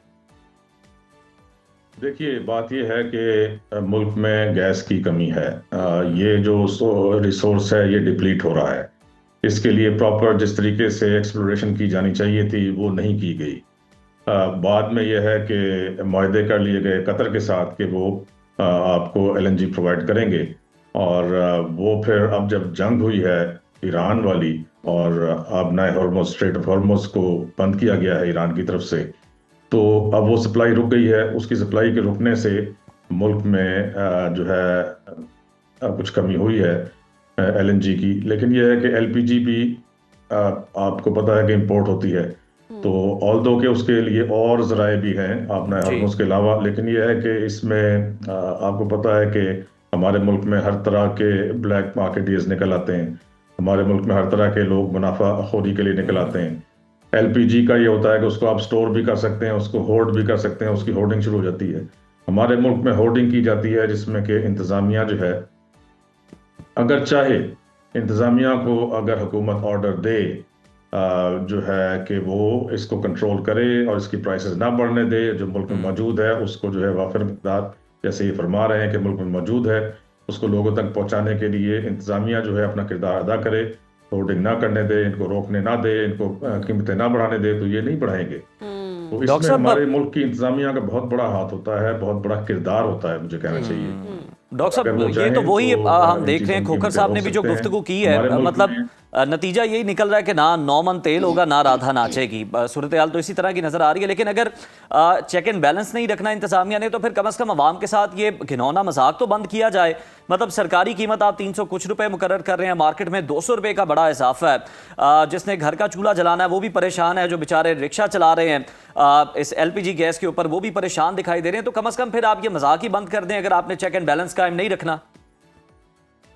देखें, ये मजाक सिर्फ उस वक्त बंद होगा जब हुकूमत सख्ती करेगी। अगर हुकूमत सख्ती करे तो ये जो भी प्राइसेस मुकर्रर करेगी उस पर ला सकती है, और उसमें उस इलाके का डिप्टी कमिश्नर, उस इलाके के असिस्टेंट कमिश्नर्स, ये अगर चाहें हुकूमत इनको ऑर्डर दे, सख्ती से इंप्लीमेंट करें, तो बिल्कुल जो प्राइसेस हुकूमत मुकर्रर करती है उस पर चीज़ें बेची जा सकती हैं, ईजिली बेची जा सकती हैं। हम इस्लामाबाद में ये कैपिटल है, यहाँ कोशिश करते हैं, यहाँ की इंतजामिया बहुत अच्छी है, यहाँ की इंतजामिया एक्शन लेती है, होर्डिंग नहीं करने देती, कीमतें इनको इलीगली नहीं बढ़ाने देती। यहाँ का जो डिप्टी कमिश्नर है, असिस्टेंट कमिश्नर्स हैं डिफरेंट, वो एनफोर्स कराते हैं हुकूमत की जो रेट है, और यहाँ पर कीमतें ठीक रहती हैं। डॉक्टर साहब, ये बिल्कुल इंतजामिया हमारे यहाँ भी बहुत अच्छी है। पंजाब की बात करें तो देखें, जिस तरह से अभी लॉकडाउन की बात हुई है कि 8 बजे दुकानें, मार्केटें बंद होंगी, बहुत अच्छी बात है, अच्छा फैसला मौजूदा हालात के पेश नज़र। तो हम देखते हैं कि उस पर बड़ा स्ट्रिक्टली इन्फोर्स उसको किया जा रहा होता है, लेकिन जहाँ से अवाम को रिलीफ मिलना है उन चीज़ों पर कोई इन्फोर्समेंट ही नहीं नजर आती। बिल्कुल, ये हुकूमत की जिम्मेदारी है, और फिर ये अवाम की भी जिम्मेदारी है। देखें, अवाम को अपने MPAs को पहचानना चाहिए, कौन है, कहाँ रहते हैं। उनको अपने MNAs को पहचानना चाहिए कि कौन है, कहाँ रहते हैं। उनके पास जाएं जिनको वोट देते हैं, और उनसे ये शिकायत करें, उनको कहें कि ये चीज़ जो है फौरी तौर पर असेंबली में उठाओ, प्रोविंशियल असेंबली में उठाओ, ये और नेशनल असेंबली में उठाओ, सेनेट में उठाओ, और वहाँ पर ये सवाल करो कि ये क्यों बढ़ाई जा रही है। फिर वहाँ से असेंबली की तरफ से खिंचाई होती है, वहाँ जो है अवाम कितनी को आवाज उठाए, ये सब करते करते मेरे ख्याल से बहुत सारे लोग अपनी जानें गंवा बैठे हैं बिलों के हाथों, या गैस सिलेंडर कहीं फट जाता है, कहीं क्या सूरत हाल रहती है। अवाम भी सोया हुआ है, अपने हक के लिए जागता नहीं है। अवाम को ये पता नहीं है कि उनका MPA, MNA उस इलाके का जो है और सेनेटर है वो कौन है, और उसके क्या इख्तियारात हैं। उनके पास जाएं, उन्हें रिक्वेस्ट करें, और उनसे कहें कि इस इशू को उठाएं। बेचारे साहब, ये तो वही वाली बात होगी, सब कर करा के बात अवाम पर ही आनी है। मतलब ना रिलीफ अवाम को मिलना है और हक के लिए भी अवाम ने लड़ना है। सियासतदान कुछ नहीं करेंगे, इंतजामिया कुछ नहीं करेगी, मगर सब कुछ अगर करना ही अवाम ने है तो फिर अवाम को हुक्मरानों की सीट पे बिठा दिया जाए, अवाम ही सब कुछ कर ले, क्योंकि अवाम तो एक पिस भी रही है, रिलीफ भी नहीं मिल रहा, पैसा भी दे रही है। अवाम जब गलत लोगों को सिलेक्ट करते हैं ना, इसमें अवाम का पूरा कसूर है। आप ये नहीं कह सकते, ये अवाम ही हैं जिन्होंने 85% मुल्क में असेंबलियों में बड़े जिम्मेदार और बड़े कारखानेदार बिठाए हुए हैं। ये अवाम ही है ना, ये इनको लेकर आते हैं। अब इन्हीं अवाम को चाहिए कि अपने हकूक के लिए इन्हीं से जाके रिक्वेस्ट करें, इन्हीं को कहें कि आप ये असेंबलियों में उठाएं। इनके अंडर आते हैं तमाम जो है एडमिनिस्ट्रेशन, और ये जो है कंट्रोल करवाएं। इसमें अवाम को जागना पड़ेगा, कंज्यूमर एसोसिएशंस बनानी पड़ेंगी। कंज्यूमर एसोसिएशंस होती हैं सारी दुनिया में, सारी डेमोक्रेटिक कंट्रीज हैं। देखें, हमने डेमोक्रेसी की बातें तो बहुत करते हैं, असल डेमोक्रेसी ये नहीं होती है कि आप जो है वो खुद सोए रहे हैं और ये देखें कि आपने जिनको ऊपर बिठा दिया है ला के कारखानेदारों को और सरमायादारों को और जिम्मेदारों को बड़े, कि वो खुद करेंगे। वो तो सिर्फ अपने मफादात के लिए पॉलिसीज बनाते हैं, अपने मफादात के लिए काम करते हैं। अगर किसी बड़े सियासतदान को, जिम्मेदार को जो है या कारखानेदार को कोई चीज चाहिए होती है गवर्नमेंट के रेट पे, उसको मिलती है, लेकिन अवाम को नहीं मिलती। ऐसे ही है, अवाम को ये उठना पड़ेगा, अवाम को अपने हक के लिए आवाज उठानी पड़ेगी, जिस तरह से बिशारत साहब कह रहे हैं। बहुत शुक्रिया आपके वक्त का। और खोखर साहब भी हमारे साथ मौजूद थे। और एनर्जी क्राइसिस जी वाकई है, और इसका मसला जो हम देख रहे हैं अरसों से चलता आ रहा है, हल नहीं हो रहा, कीमतों में इजाफा होता है, फिर सारी जो मार्केट है वो हम देखते हैं महंगाई की तरफ बढ़ जाती है और अवाम को रिलीफ मिलता नहीं, और अल्टीमेटली अवाम परेशान होते हैं, और फिर अवाम से ही मुतालबा भी किया जाता है कि अपने हक के लिए आवाज उठाएं। लगता है ये सारे पैसे भी एनर्जी क्राइसिस जो है ना वो हमारी अवाम के मुकद्दर में लिख दिए गए हैं कि जनाब आपके लिए रिलीफ नहीं है, तकलीफ ही है। बिजली के चाहे मैदान में हो या फिर गैस के मामलात हो, कुदरती गैस मौजूद नहीं है, पहले नहीं आ रही है, और जो एलपीजी है वो जो गवर्नमेंट ने रेट निकाला है उससे 200 रुपये महंगी जो है वो मार्केट में दस्तयाब है। और आप सोचिए कि 500 रुपये की एलपीजी पे गरीब अपने घर का चूल्हा कैसे जला सकता है, उस पर अपने 2 वक्त का खाना जो है वो कैसे बना सकता है। सारी सूरत हाल में हुकूमत को चेक एंड बैलेंस रखने की जरूरत है और कोई पॉलिसी बनाने की जरूरत है। हम तो दुआ ही कर सकते हैं कि बेहतर हो सके। अभी वक्त ब्रेक का, देखते रहिए सुनो पाकिस्तान। Welcome back viewers. आज पूरा पाकिस्तान फख्र से सर उठाकर खड़ा है, क्योंकि हमारी सियासी और अस्करी क़यादत ने वो नामुमकिन को मुमकिन कर दिखाया जिसकी उम्मीद दुनिया छोड़ चुकी थी। वज़ीर आज़म शहबाज शरीफ और फील्ड मार्शल सैयद आसिम मुनीर की अनथक मेहनत, कई रातों की बेखाबी और तेहरान से वाशिंगटन तक मुसलसल राबतों ने मशरिक़ वस्ता को एक हौलनाक एटमी तबाही से बचा लिया। जुमे को यौम तशक्कुर मनाने का फैसला किया गया है। और ये महज जज्बाती जुमले नहीं, बल्कि इसकी गवाही आज वो दुश्मन भी दे रहा है जो हमें तनहा करने के ख्वाब देख रहा था। भारत के बड़े बड़े दिफाई मुबस्सरीन आज पाकिस्तान की शानदार सिफारतकारी के गुन गा रहे हैं। 10 अप्रैल 2026 एक ऐसी तारीख बनने जा रही है जब दुनिया की वो बड़ी ताकतें, 2 बड़ी ताकतें जी इस्लामाबाद की मेज़ पर बैठकर मुस्तकबिल का फैसला करेंगी। अमरीकी सदर अपनी मुज़ाकराती टीम इस्लामाबाद भेज रहे हैं, जिनमें जेडी वेंस हैं, विटकॉफ और जेरेड कुशनर शामिल हैं। और ट्रंप के 15 और ईरान के 10 निकात पर दरमियानी रास्ता क्या निकलेगा, इन्हीं अहम मामलात पर बात करने के लिए आज हमारे साथ मौजूद है माहिर बैनुल-अक़वामी उमूर शाज़िया चीमा साहिबा। आपके वक्त का प्रोग्राम में आपको खुशामदीद कहते हैं। पाकिस्तान ने माजी में अमेरिका के, चीन के साथ ताल्लुकात को बहाल किया और अब ईरान के साथ वैसी तारीख बनती नजर आ रही है। दुनिया ने देखा है कि बड़ी ताकतें नाकाम हुई मगर पाकिस्तान कामयाब रहा। आपके ख्याल में फील्ड मार्शल सैयद आसिम मुनीर और वज़ीर आज़म के डिप्लोमेसी मॉडल में ऐसी क्या खास बात थी कि ईरान और अमेरिका दोनों ने इस्लामाबाद पर एतमाद किया? देखिए, मैं तो क्या, पूरी दुनिया ये पढ़ना चाह रही है, हम समझना चाह रहे हैं और ये टेक्स्ट बुक में पढ़ाया भी जाएगा कि आखिर ऐसा क्या है कि एक मिडिल पावर जो है वो करने में कामयाब हो गई, जो कि दुनिया के ताकतवर तरीन ममालिक नहीं कर पा रहे। यूरोप चुप करके बैठा हुआ है, बाकी ममालिक हमारे खित्ते के जो हैं। तो उसमें एक जो चीज़ मुझे समझ आती है वो ये है कि हमारी जो डिप्लोमेसी है वो हमेशा ऑनेस्टी पे मबनी रही है जी। तो हमने कभी भी जो है अपने एलाइज को, पार्टनर्स को अपने स्वैट एनालिसिस में कभी गलत बयानी नहीं की है। तो हम बड़े ऑनेस्ट हैं, बड़े अर्नेस्ट हैं।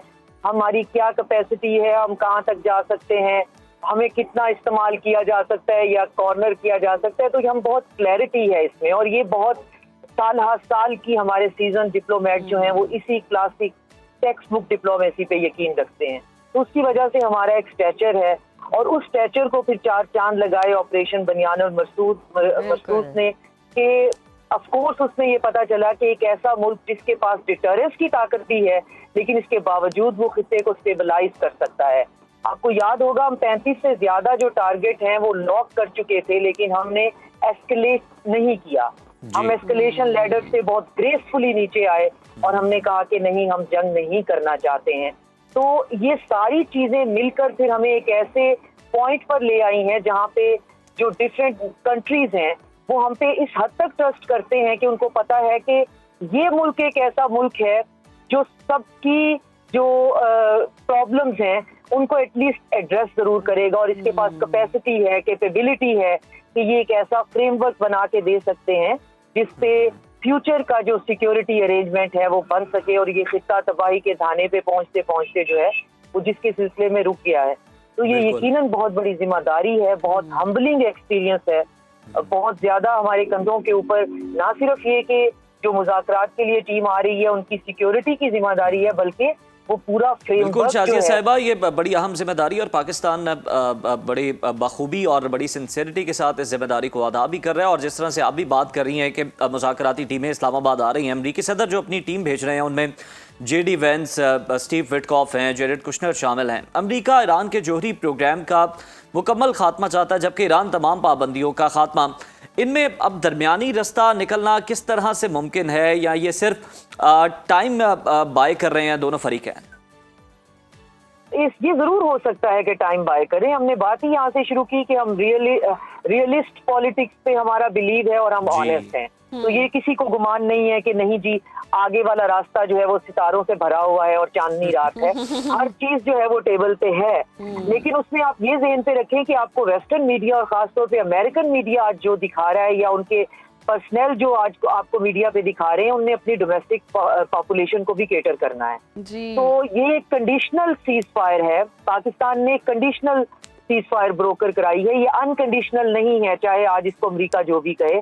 इसमें 10 पॉइंट्स जो ईरान ने जो है वो प्रपोज किए हैं वो टेबल पे एज अ बेस डॉक्यूमेंट रखे जाएंगे, जिसके अंदर न्यूक्लियर और बैलिस्टिक मिसाइल का कहीं दूर दूर तक कोई निशाना नहीं है, क्योंकि इसमें पाकिस्तान के अलावा खित्ते के बाकी समझदार ममालिक भी शामिल हैं, जैसे चाइना है, रशिया है, तुर्की है, सऊदी अरेबिया।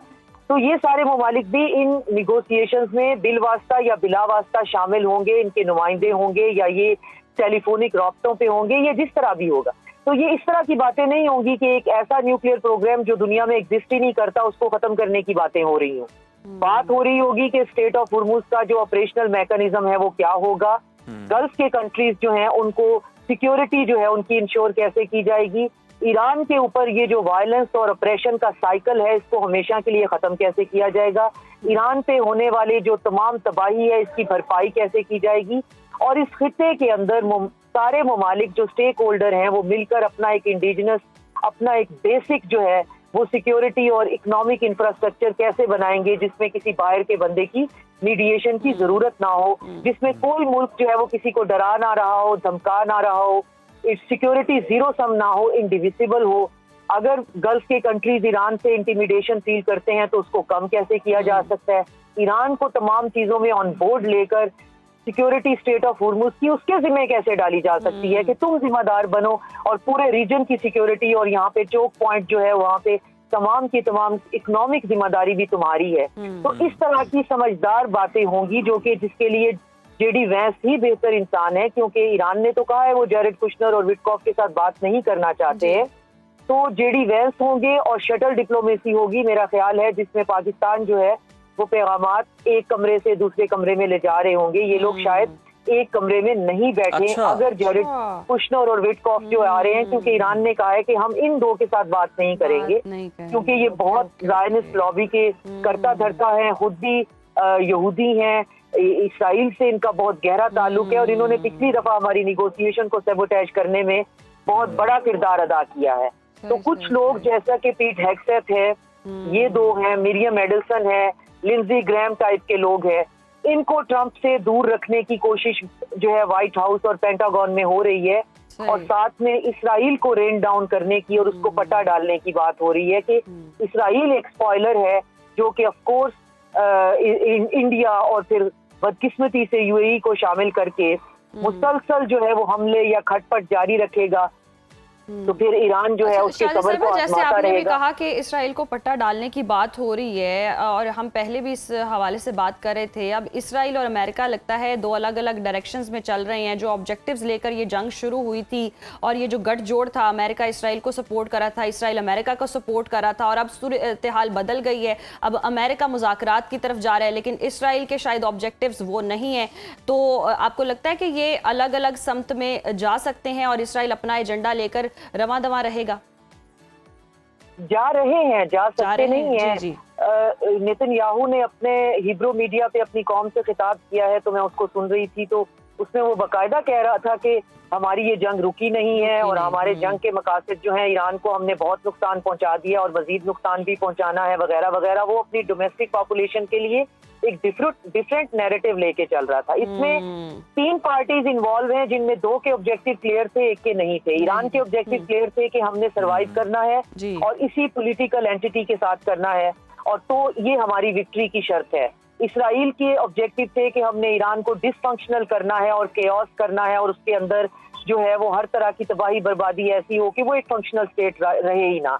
अमेरिका के ऑब्जेक्टिव क्लियर ही नहीं थे। वो इसराइल की जंग में कूद तो पड़े थे, तो वो एक दिन कहते थे हमें न्यूक्लियर का मसला है, अगले दिन बैलिस्टिक का मसला है, तीसरे दिन उनको रिजीम का प्रॉब्लम है, फिर चलते चलते उनको स्टेट ऑफ हुर्मुज़ जो जंग से पहले खुली हुई थी उसको खुलवाने का मसला हो गया। तो उनके ऑब्जेक्टिव क्लियर नहीं थे, उनको एक जंग के अंदर धकेला गया था जो कि उनको खुद भी एहसास हो गया था कि 45 दिन के बाद हर चीज इस्तेमाल करके जो उनकी पोजेशन में है माइनस न्यूक्लियर बॉम्ब, वो कुछ भी ईरान में जो है वो भी हासिल नहीं कर सके जो उनके मेकशिफ्ट अरेंजमेंट थी। अब ईरान के जो बहुत ही सिनिकल के से अज़ाइम है ईरान के लिए, इसराइल के जो अज़ाइम है ईरान के लिए, वो तो खित्ते के की बका का मसला है। ईरान इसमें फाते है क्योंकि उसके ऑब्जेक्टिव ही सरवाइव करने के थे कि हमने एब्जॉर्ब करना है और एक कौम की तरफ कोहेरेंस से कंसोलिडेट करके इस मुसीबत से गुजर जाना है। वो गुजर गए हैं। अब अमेरिका को एहसास हो रहा है कि ना तो इनके ऑब्जेक्टिव अचीवेबल थे और ना ही क्लियर थे। बिल्कुल शाजिया साहिबा, और मिस कैलकुलेशन थी अमेरिका की जानिब से, और ईरान से जो एक्सपेक्ट किया जा रहा था कि ईरान ने सिर्फ अपना दिफा करना है, लेकिन ईरान उससे भी जो है हमें आगे नजर आया किरदार अदा करते हुए, दिफा से भी अपने। शाजिया साहिबा, इसके साथ अगर हम देखें तो तारीफ तो वो है जो दुश्मन आपकी करे, और पाकिस्तानी डिप्लोमेसी की दुनिया भर में तारीफें हो रही हैं। भारतीय दानिश्वर तो यहाँ तक भी कह रहे हैं कि मोदी ने पाकिस्तान को तनहा करना चाहा, कोशिश की, मगर आज भारत जो है वो खुद तनहा हो गया। ये पाकिस्तान की कामयाब खारजा पॉलिसी के लिए कितना बड़ा कमबैक है? ये हमारे लिए बहुत ही पिविटल, बहुत ही हिस्टोरिकल मोमेंट है। लेकिन हम बहसियत कौम और खास तौर पे आप लोग जो मीडिया पे बैठे हुए हैं, मैं हमेशा और मैं बार बार कहती हूँ, मैं सल्यूट करती हूँ कि आप ये बॉलीवुड बनने की टेम्पटेशन से दूर रहकर इतने सोबर तरीके से, इतने हम्बल तरीके से आज हमारा इतना बड़ा दिन है, लेकिन आप अपनी वही डिसेंसी को रखे हुए हम बात कर रहे हैं, क्योंकि हम एक कौम की तरह बिहेव करते हैं। हम पढ़े लिखे लोग हैं। ये जो इररेलेवेंट लोग हैं जो हर चीज को बॉलीवुड बना लेते हैं, ये आज दुनिया में तनहा हो चुके हैं। ना इनकी कोई रेलेवेंस है, ना इनकी कोई बात कर रहा है। ये अपने गलत फैसलों की जो सलीब है, इसको उठाते उठाते अब थक जाएंगे। इन्होंने कम से कम 40 से 50 साल अपने मुल्क को पीछे धकेल दिया है हर मामले के अंदर, और इनको ये अब समझ नहीं आ रहा है कि ये इजराइल हो गया, इंडिया हो गया, गलत फैसलों की वजह से हम नाम ले सकते हैं गल्फ के 1-2 कंट्रीज का भी, कि उन्होंने अपने बेवकूफाना फैसलों की वजह से खुद को इस तरह से आइसोलेट कर दिया कि इररेलेवेंट हो गए।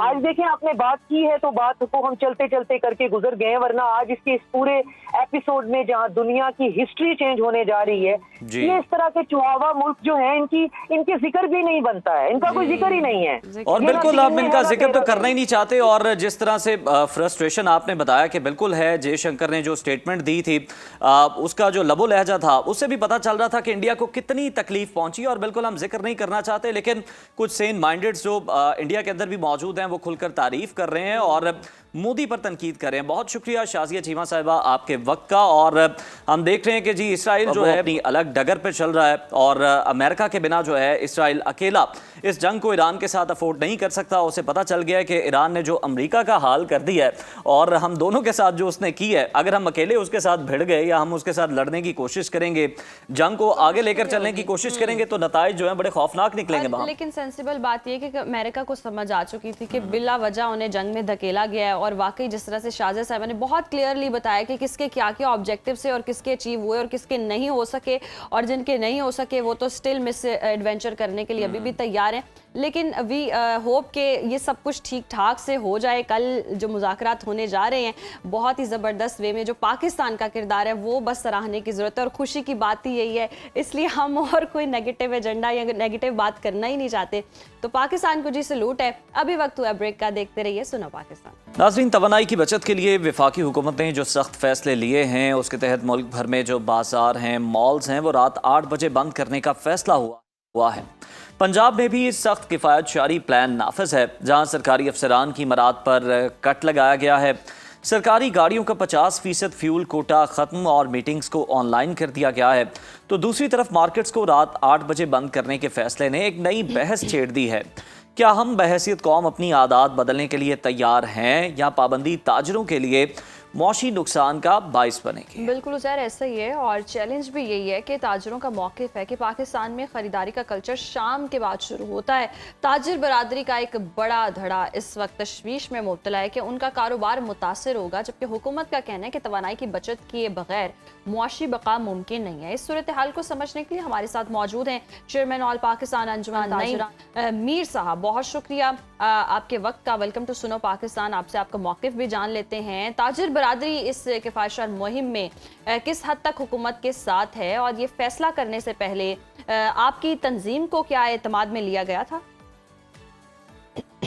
देखें जी, जहाँ तक तो एतमाद में लिए जाने की बात है, वो तो कोई ऐसी सूरत हाल नहीं है कि एतमाद में लिया गया हो। लेकिन इशू ये है कि ये अरसा दराज से, यानी जब का मैं बिजनेस में आया हूँ, ये बहस एक छिड़ी हुई है कि दुकानें रात को 8 बजे बंद होनी चाहिए, तवानाई की बचत होगी। लेकिन देखा ये गया है कि ये फैसला जो है ये कभी भी इम्प्लीमेंट नहीं हो पाता। कुछ अरसा तो चलता है और उसके बाद ये फैसला जो है ये हवा हो जाता है। जानने की ज़रूरत तो ये है कि इसकी वजूहात क्या हैं। हुकूमत जो है वो कभी तो उसने जो कैपेसिटी पेमेंट्स करनी होती हैं तो हुकूमत को पता होता है जी कि बिजली जो है वो तो सोलर वाले अब ले नहीं रहे, और कमर्शियल यूनिट सबसे महंगा है, तो डोमेस्टिक यूज़र या दीगर यूज़र जो हैं अगर सोलर पे शिफ्ट हो गए हैं तो कैपेसिटी पेमेंट्स तो देनी पड़ेगी, लिहाजा दुकानें अब खुली रखो, कोई मसला नहीं है। अब तवानाई की बचत की ज़रूरत नहीं है, बल्कि अब तो पैसे देने पड़ेंगे, रेवेन्यू देना पड़ेगा उन कंपनीज को जिनके साथ मुआहदे किए हुए हैं। फिर हुकूमत जो है वो दुकानों को खोल देती है। अब मसला ये है कि कोई एक फैसला एक दफ़ा कर लिया जाए, और तवानाई की बचत जो है वो हमें आज नहीं चाहिए, बिकॉज तवानाई हम जब पैदा करते हैं उसका जो ईंधन है वो तो है ही इम्पोर्टेड, तो ये तो बचत हमें हमेशा के लिए चाहिए ना। तो अगर ये हमेशा के लिए बचत चाहिए तो इसकी एक कंसिस्टेंसी के साथ इस पर बात होनी चाहिए, और एक कंसिस्टेंट पॉलिसी होनी चाहिए इसकी। ये नहीं कि जब दिल आया 8 बजे बंद कर दी, जब दिल आया 6 बजे बंद कर दी, जब फिर एक नई चीज नजर आई तो फिर खोल दी, फिर बंद कर दी। ये जो है ये कंफ्यूजन है और इसको खत्म होना चाहिए। तो मीर साहब, अगर कोई लॉन्ग टर्म पॉलिसी बना ली जाती है आप लोगों को एतमाद में लेकर, ताजरान को एतमाद में लेकर के सपोज 8 बजे बंद करनी है, 9 बजे बंद करनी है, तो आपको इस पर कोई एतराज़ नहीं है? आप हुकूमत का साथ देंगे इस पर? हमारे एतराज़ात जरा मुख्तलिफ नौइयत के हैं। हमारे एतराज़ात ये हैं कि अगर आपने 8 बजे दुकानें बंद करनी है, 6 बजे करनी है, 5 बजे करनी है, कोई एक वक्त मुकर्रर कर लें और हमेशा के लिए औकातकार मुतय्यन करें, पहली बात। और दूसरा मसला ये है कि ये क्रॉस द बोर्ड होना चाहिए। हमने माजी में भी देखा है कि ये वफाकी हुकूमत तो फैसला करती है, लेकिन सूबाई हुकूमतें उस पर लेटर एंड स्पिरिट में अमल दरामद ही नहीं करवाती, बिकॉज एडमिनिस्ट्रेशन जो है वो तो उन्हीं के पास होती है, अमल दरामद करने का इख्तियार तो सूबों के पास है। अब होता ये है कि एक सूबा जो है वो अमल दरामद करवा रहा होता है और दूसरा सूबा जो है वहां पर दुकानें खुली होती हैं, जिसकी वजह से एक अनरेस्ट हो जाता है। और फिर यही होता है कि बाज़ औक़ात ये भी होता है कि जो बड़े बड़े मॉल्स हैं या बड़ी बड़ी हमारी हाउसिंग सोसाइटीज हैं वो अपना इस फैसले पर अमल दरामद नहीं होने देती, और ये फैसला जो है वो दीगर मार्केटों पर अमल दरामद होता नजर आ रहा होता है। तो ये जो इसमें जो एक गैर मुसावियाना सलूक है और इसमें जो अक्रॉस द बोर्ड ना होना है, ये भी एक प्रॉब्लम पैदा करता है कि इस फैसले पर अमल दरामद नहीं होता और ताजर जो है वो तशवीश में मुब्तला हो जाते हैं। और ख़ास तौर पे मैं ये कहूँगा कि माजी में जितने भी इस हवाले से फैसले हुए हैं, पंजाब ने उस पर अमल दरामद किया है, ना सिंध ने उस पर अमल दरामद किया है और ना उस पर खैबर पख्तूनख्वा ने अमल दरामद किया। और सिंध में तो कराची की सूरत हाल बहुत ही ज़्यादा अबतर रही है और कराची के लोगों ने इस फैसले को कभी नहीं माना। बिल्कुल ऐसे ही है नईम साहब, बिल्कुल दुरुस्त फरमाया आपने। अगर कोई फैसला होता है तो फिर वो सबके लिए एक बराबर होना चाहिए, ऐसे नहीं है कि कोई एक पर जोर ज़बरदस्ती की जा रही है। अच्छा, लाहौर चैम्बर ने फैसले की हिमायत की है, तो क्या ताजिर बरादरी इस मामले पर तकसीम का शिकार है? नहीं, तकसीम का शिकार नहीं है। हम तो चाहते हैं कि बचत के हवाले से मैयर्स लिए जाएं। हम चाहते हैं कि हम हुकूमत के साथ ताउन करें। ज़ाहिर है एक तो वैसे ही मखसूस किस्म के हालात हैं, जंगी हालात हैं, आलमी जंगी हालात हैं, लेकिन आलमी जंगी हालात ना भी हों, हम तब भी चाहते हैं कि हुकूमत के साथ बैठकर जो है कोई भी कौमी सतह का फैसला हो जिससे मुल्क का फ़ायदा हो, कौम का फ़ायदा हो, तो उस पर हमें अपना ताउन पेश करना चाहिए। लेकिन हम ये चाहते हैं कि ये ताउन जो हो इस तरह हो कि ये विन विन पोजीशन होनी चाहिए, ना कि जोर ज़बरदस्ती होनी चाहिए, ना कि धौंस होनी चाहिए, ना कि जिसकी लाठी उसकी भैंस वाला कानून होना चाहिए। तो ये नहीं होना चाहिए, बस इसमें यही हमारे तहफ़्फ़ुज़ात हैं। अच्छा, अमीर साहब ये भी बताइएगा कि कुछ ताजिर हजरात ये भी कहते हैं कि जी हमारे कारोबार पे बहुत ज़्यादा असर पड़ता है, क्योंकि जो ग्राहक हैं पाकिस्तानी वो आदी हैं रात को शॉपिंग करने के, और वो शाम के बाद जो है वो शॉपिंग करने को तरजीह देते हैं। तो ये बात दुरुस्त है कि कारोबार पर असर पड़ रहा है इसका? जी, कारोबार पर वक्ती तौर पर तो असर पड़ता है, इसमें तो कोई शक नहीं है। बिकॉज जो हमारा कस्टमर है उसको यूज टू करने के लिए एक वक्त तो चाहिए होता है। लेकिन मैंने माजी में भी ये देखा है और मैंने लॉकडाउन वाले हालात भी देखे हैं जब कोरोना था, तो मैंने ये देखा है कि फिर एक वक्त आता है कि हमारा कस्टमर जो है वो आदी हो जाता है। बिकॉज आदी आज तक आदी क्यों नहीं हो पाया? बिकॉज इसमें कंसिस्टेंट पॉलिसी नहीं आ सकी आज तक इस हवाले से। बिल्कुल सही बात है। अगर एक प्लान के तहत काम किया जाए और फिर आवाम भी आदी हो जाती है, आवाम को पता है और आवाम फिर उसी के अकॉर्डिंग चलती भी है। लेकिन जिस तरह से आप बता रहे हैं कि कंसिस्टेंसी नहीं है, कभी कोई आइडिया ही नहीं होता। सब बाजार में जाकर समटाइम्स पता चलता है कि आज इतने बजे जी मार्केट बंद हो जानी है। तो हुकूमती सतह पर सरकारी अफसरान के फ्यूल कोटे में कटौती को आप किस तरह देखते हैं? ये सारी सूरत हाल में आपको क्या लगता है कि हुकूमती ऐवानों में उठना बैठना है, कोई फ़र्क पड़ा है या वैसा ही प्रोटोकॉल है, शाहाना तर्ज अमल है? देखें, एक तो मखसूस शाहाना तर्ज अमल है जिसको तो हमारे हुक्मरान छोड़ने के लिए तैयार नहीं, अगर वो हुकूमत में हो या ना हो, हर सूरत वो एक शाहाना तर्ज अमल इख्तियार करते हैं। और अगर वो अपना ये तर्ज अमल तब्दील कर लें तो मेरा ख्याल है कि उनकी देखा देखी या उनकी जो ज़ाहिर है फॉलोइंग है, हमारे सियासी लीडरान जितने भी हैं उनकी फॉलोइंग तो है, तो वो लोग उन्हीं को देखकर लिबास पहनते हैं, उन्हीं को देखकर हमारे जो लोग हैं वो अपने मेकअप भी करती हैं, हमारी खवातीन भी अपनी लीडरान को देखकर मेकअप करती हैं, उन्हीं के तौर तरीके अपनाते हैं। तो अगर हमारे हुक्मरान जो है वो अपना शाहाना तर्ज जिंदगी जो है उसको अगर वो इख्तियार ना करें, या कम से कम अगर उन्होंने इख्तियार किया है तो कहीं उसका इजहार भी ना करें और उसको इजहार करने से रोक दें, तो मेरा ख्याल है कि उनके फॉलोअर्स जो हैं वो उन पर अच्छा असर पड़ेगा। जी बिल्कुल अच्छा असर पड़ेगा। और मीर साहब लास्टली ये भी कहते हैं कि मुझे आपकी जो गुफ्तगू से एक फील आ रही है, मतलब आप लोग भी चाहते हैं कि आप लोग भी जल्दी दुकानें बंद करके कोई पॉलिसी बना दें हमेशा के लिए, आप लोग भी जल्दी दुकानें बंद करके अपनी फैमिली के पास जाएं, बच्चों के पास जाएं। ये ना हो कि आप जाएं तो बच्चे सोए हुए हैं और सुबह जब आप सोए हुए हैं तो बच्चे स्कूल चले गए, मुलाकात ही नहीं हो रही, सिर्फ वीकेंड जो है वो मुलाकात का दिन है बच्चों से। जाहिर है जी, हम भी चाहते हैं कि हमारी भी जो एक हमारी डोमेस्टिक लाइफ है, हमारी जो घरेलू जिंदगी है, हमारी फैमिली लाइफ है, हमारी सोशल लाइफ है, वो भी होनी चाहिए और उसमें भी हमें अपना रोल पूरा अदा करना चाहिए। और जाहिर है जो टाइमिंग्स का ना होना जो है, दुकानों की बंदिश की मखसूस टाइमिंग्स का ना होना जो है वो हमारे लिए भी मसाइल पैदा करता है, इसमें कोई शक नहीं है। लेकिन बात फिर वहीं आ जाती है कि एक पॉलिसी हो, सबके लिए यकसा सलूक हो, और सारे एक तरीके से काम करें तो सही। फिर मेरा ख्याल और है सबके कि लिए बिल्कुल, इम्प्लीमेंट होनी यकसा चाहिए। पॉलिसी, बहुत शुक्रिया आपका नईम नईम मीर साहब। आपके वक्त का। और वाकई जो सूरत हाल हम देख रहे हैं कि यकसा पॉलिसीज नहीं बनाई जाती हैं और जब एक फैसला कर लिया जाता है तो वो सब पर इम्प्लीमेंट नहीं किया जाता, किसी एक तबके पर जोर ज़बरदस्ती की जाती है। तो अगर पॉलिसी सबके लिए एक बराबर होगी तो किसी को प्रॉब्लम भी नहीं होगी, और अगर एक टाइम सिलेक्ट कर देते तो अवाम भी उस पर अमल करेगी, ताजिर बरादरी भी अमल करेगी, और यहाँ भी हुकूमती पॉलिसी और लगता भी है हमें उनकी पर गुफ्तगू से शिकवा पता शिकायत चलता है कि वो भी अपनी डोमेस्टिक लाइफ जो है उसको तरजीह देना चाहते हैं सोशल लाइफ को। देखें ना, कारोबार आप कर रहे हैं, कई शादियां आप वो मिस कर रहे होते हैं, गैदरिंग्स आप मिस कर रहे होते हैं, फैमिली के साथ आप नहीं जा पाते। तो ऑब्वियसली अगर डे लाइट से आप इस्तेफादा करेंगे, शाम को आप फ्री हैं, तो आप जनाब अपनी ये एक्टिविटीज़ भी जो है वो जारी रख सकते हैं। अभी हमारा भी प्रोग्राम जारी हो सारी है, लेकिन एक छोटी सी ब्रेक शामिल करनी है, उसके बाद दोबारा हाजिर होंगे। Stay with us. हम आज के इस तेज़ रफ्तार दौर के अंदर हम देखते हैं कि डिप्रेशन एक ऐसी वबा बन चुकी है जो नज़र तो नहीं आती मगर अंदर ही अंदर इंसान को खा जाती है। इससे भी ज़्यादा ख़तरनाक सूरत हाल तब होती है जब रिवायती एंटी डिप्रेसेंट अद्वियात और थेरेपीज मरीज़ पर असर करना ही छोड़ देती हैं।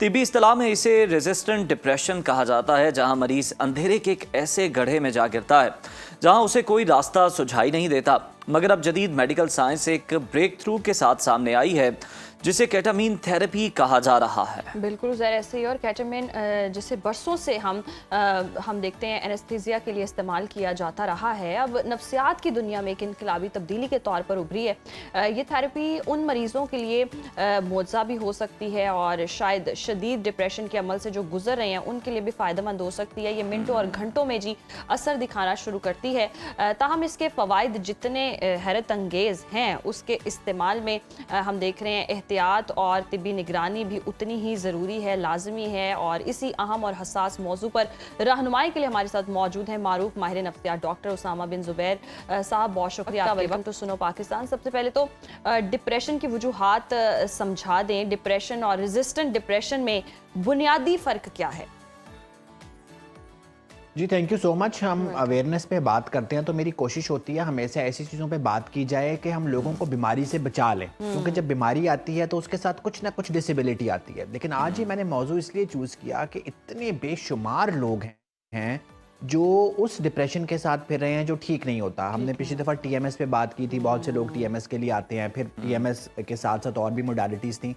तो डिप्रेशन के कॉजेज़ होते हैं बायोलॉजिकल, साइकोलॉजिकल और सोशल। बायोलॉजिकल क्या है? ये जेनेटिक होता है, बहुत सारी मेडिकल की बीमारियों के साथ लिंक होता है।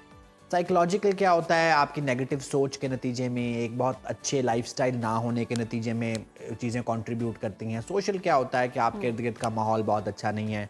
तो ये तीनों चीज़ें कंट्रीब्यूट करके डिप्रेशन के साथ लिंक हो सकती हैं। अब डिप्रेशन और रेजिस्टेंट डिप्रेशन की डेफिनेशन बड़ी साइंटिफिक है, ये व्यूअर्स बड़े गौर से सुने। वो डिप्रेशन जो 2 दवाइयाँ और थेरेपी गुड टाइम पे, गुड डोज पे दी जाए और काम ना करे, और साथ पेशेंट कोई नशा भी ना करता हो, उसको कोई सख्त मेडिकल की बीमारी भी ना हो, ज़िंदगी में कोई बहुत मसला मसाइल भी ना हो, उसकी शख्सियत में भी बहुत प्रॉब्लम ना हो, तो हम कहते हैं कि रेजिस्टेंट डिप्रेशन है। अगर वो साथ शराब भी पी रहा है, चर्स भी पी रहा है, तो दवाई काम नहीं करेगी, वो रेजिस्टेंट डिप्रेशन नहीं है। चर्स और शराब छोड़ेंगे तो दवाई काम करेगी। उसको थायराइड का मसला है, शुगर अनकंट्रोल्ड है, फिर भी हमारी दवाई काम नहीं करेगी। तो दवाइयाँ काम नहीं कर रही और साथ ये 4 चीज़ें भी नहीं हैं, तो वो जेन्युइनली रेजिस्टेंट डिप्रेशन का केस होगा, जिसमें फिर हमें स्टेप अप ट्रीटमेंट करना पड़ेगा। अच्छा डॉक्टर उसामा, ज़हनी सेहत के हवाले से पाकिस्तान में बढ़ते हुए केसेस की बड़ी वजह क्या है, और केटामीन थेरेपी से केसेस में किस हद तक तब्दीली लाई जा सकती है? और ये केसेस बढ़ने के जो हम अब मनाज़र देख रहे हैं बड़े अफसोसनाक है। जैसे अभी आपने लाहौर में हॉस्पिटल की पार्किंग में देखा कि एक डॉक्टर जो है वो अपनी गाड़ी में मुर्दा पाया गया और 4 दिन गुजर गए। तो ये क्यों इतना बढ़ता चला जा रहा है?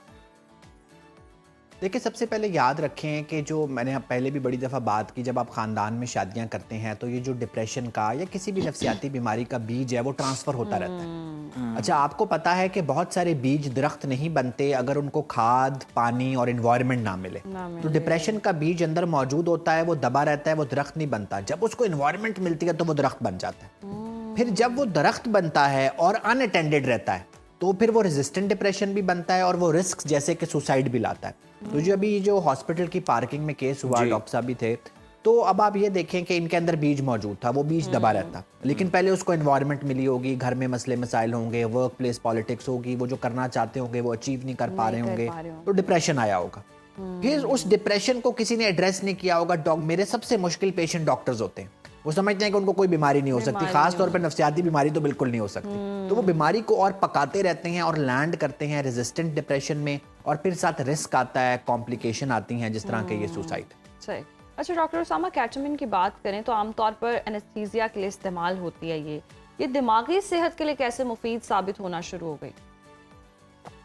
अच्छा देखिए, हम इस स्पेक्ट्रम को पहले समझ लेते हैं कि जो लोग 2 दवाइयों से या थेरेपी से बेहतर नहीं होते और साथ और चीज़ें भी नहीं होती हैं, हम उनको रेजिस्टेंट डिप्रेशन लेबल करते हैं। ठीक है। तो फिर मैं अमूमन उनको 5 ऑप्शंस देता हूँ। एक ऑप्शन ये है कि हम RTMS करें, TMS पे हमने पिछली दफ़ा बात की थी जो मैग्नेटिक स्टिमुलेशन है। दूसरी ऑप्शन होती है कि हम केटामिन करें, जिसके बारे में आज बात करें। तीसरी ऑप्शन होती है ECT, जो पुराना इलाज है, जो बेहोश करके करंट लगाते हैं, उस पर भी किसी दिन बात करेंगे। चौथी ऑप्शन होती है कि पेशेंट को दाखिल किया जाए, एवेल्युएट किया जाए कि जी क्यों ये उन 10 में से 6 लोगों में नहीं है जो दवाइयों से ठीक होते हैं। तो फिर ये 4 ऑप्शंस दी जाती हैं, उसमें से पेशेंट अगर केटामिन चूज करता है तो हम केटामिन पे आते हैं। केटामिन के बारे में आपने पूछा, ये एक एनेस्थेटिक एजेंट है, बहुत अरसे से एनेस्थीसिया में यूज हो रहा है, यानी कि ये ब्रेन केमिकल्स पे एक्ट तो करता है। तो ये दिमाग में NMDA रिसेप्टर्स हैं, उस पर काम करता है। अच्छा, वेस्ट में तो अब इसके स्प्रेज आते हैं, हफ्ते में 3 दिन केटामिन क्लिनिक होता है जिसमें नेजल स्प्रे आता है, क्योंकि नाक से आपको पता है डायरेक्ट एब्जॉर्प्शन होके जाती है ब्रेन में।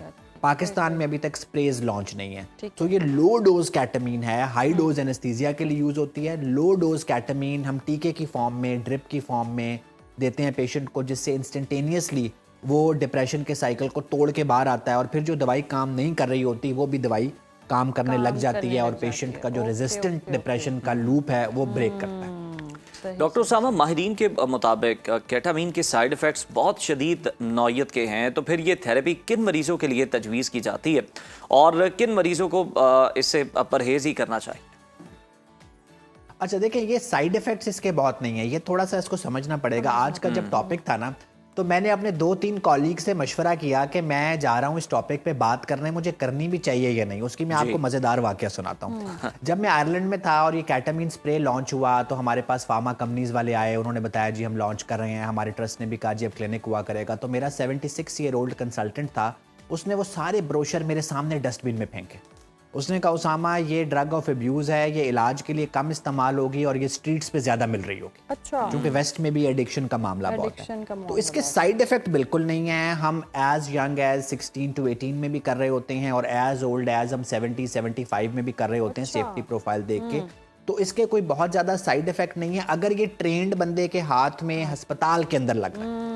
सो आप खुद खरीद के मत लगाएं, किसी डॉक्टर के जो नॉन साइकाइट्रिस्ट है उसके जस्ट एक छोटे से क्लिनिक में मत लगवाएं। इवन साइकाइट्रिस्ट भी अगर आपको अपने क्लिनिक में लगवा रहा है मत लगाएं। इसको हॉस्पिटल सेटिंग में लगाएं, जहां ट्रेंड नर्स है, जहां इमरजेंसी ट्रे है और प्रॉपर ट्रेंड लोग हैं। मुझे इस प्रोग्राम से मुझे यही डर था कि ये ना हो कि जो हमारे क्वैक्स हैं या हमारे जनरल फिजिशियन और फैमिली फिजिशियन है या मेडिकल के डॉक्टर हैं, वो अपने क्लिनिक में साथ इसको जो है ना ड्रिपों में लोगों को केटामिन की खुशियों के टीके लगाने ना शुरू कर दें। तो ये जिम्मेदारी गवर्नमेंट पे भी आयद होती है, लेकिन मरीज पढ़ लिखे मरीजों पे खुद भी होती है कि जब मेरी बातचीत सुन रहे हैं तो खाली ये ना सुने कि केटामिन डिप्रेशन से निजात दिलाएगी, ये भी सुने कि ट्रेंड बंदे के हाथों हॉस्पिटल सेटिंग में प्रॉपरली लगेगी तो दिलाएगी, वरना आप इसके एडिक्शन में भी मुब्तला हो सकते हैं। अच्छा, ये मुमकिन हो सकता है कि ये मुस्तकिल भी लत लग जाए अगर डॉक्टर के थ्रू भी अगर हम कर रहे हैं? कुछ लोग होते हैं जैसे वो नींद की गोली ना खाएं तो नींद आती ही नहीं है। इसी तरह अगर हम ये केटामिन थेरेपी पर किसी को ले जाते हैं तो ये क्या सिलसिला मुस्तकिल रहेगा या एक पॉइंट पर आकर रुक जाएगा और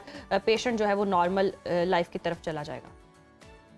जी देखिए, इसलिए मैंने कहा ना कि आप पेशेंट के साथ एक प्लान के तहत स्टार्ट करते हैं। जिसमें एंटीबायोटिक होती है, कुछ एंटीबायोटिक 5 दिन लगती है, कुछ 7 दिन लगती है, कुछ 14 दिन लगती है, टीबी की 9 महीने लगती है। तो अमूमन पेशेंट के साथ एक पैक्ट होता है कि पहले 2 हफ्ते 3-3 सेशन होंगे, फिर 2 हफ्ते 2 सेशन होंगे, फिर 2 हफ्ते 1 सेशन होगा।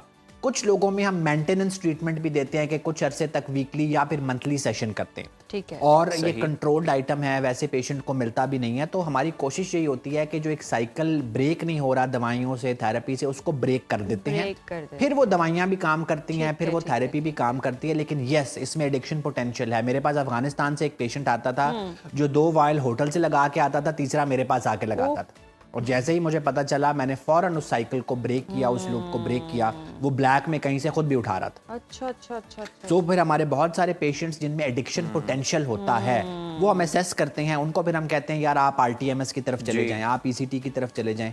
आपको हम ये ऑफर नहीं करेंगे कि ये ना हो कि ये लॉन्ग रन हम और मुसीबत में फंसे।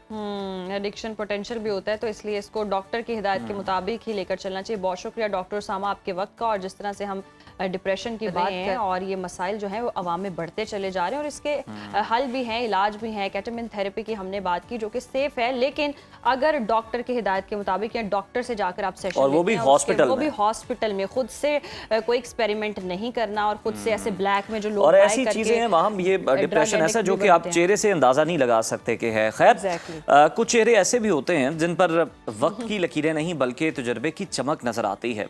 एक ऐसी शख्सियत जिनकी मुस्कुराहट में ठहराव है, लहजे में मिठास है और आंखें बोलती हैं। बात हो रही है लेजेंड अदाकारा समीना पीरजादा की, जो आज अपनी 71वीं सालगिरह मना रही हैं। और समीना जी की सबसे बड़ी खूबी माहम ये है कि उन्होंने वक्त के साथ खुद को बदला है।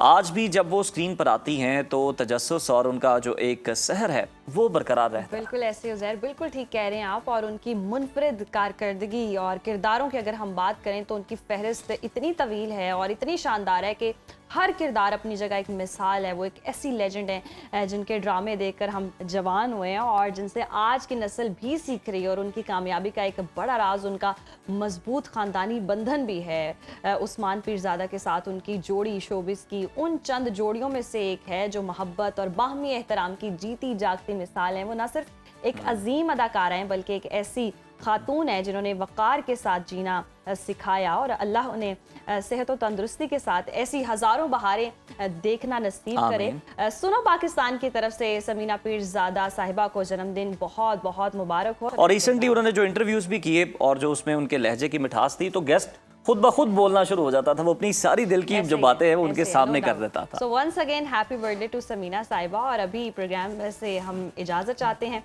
अल्लाह हाफ़िज़। अल्लाह हाफ़िज़।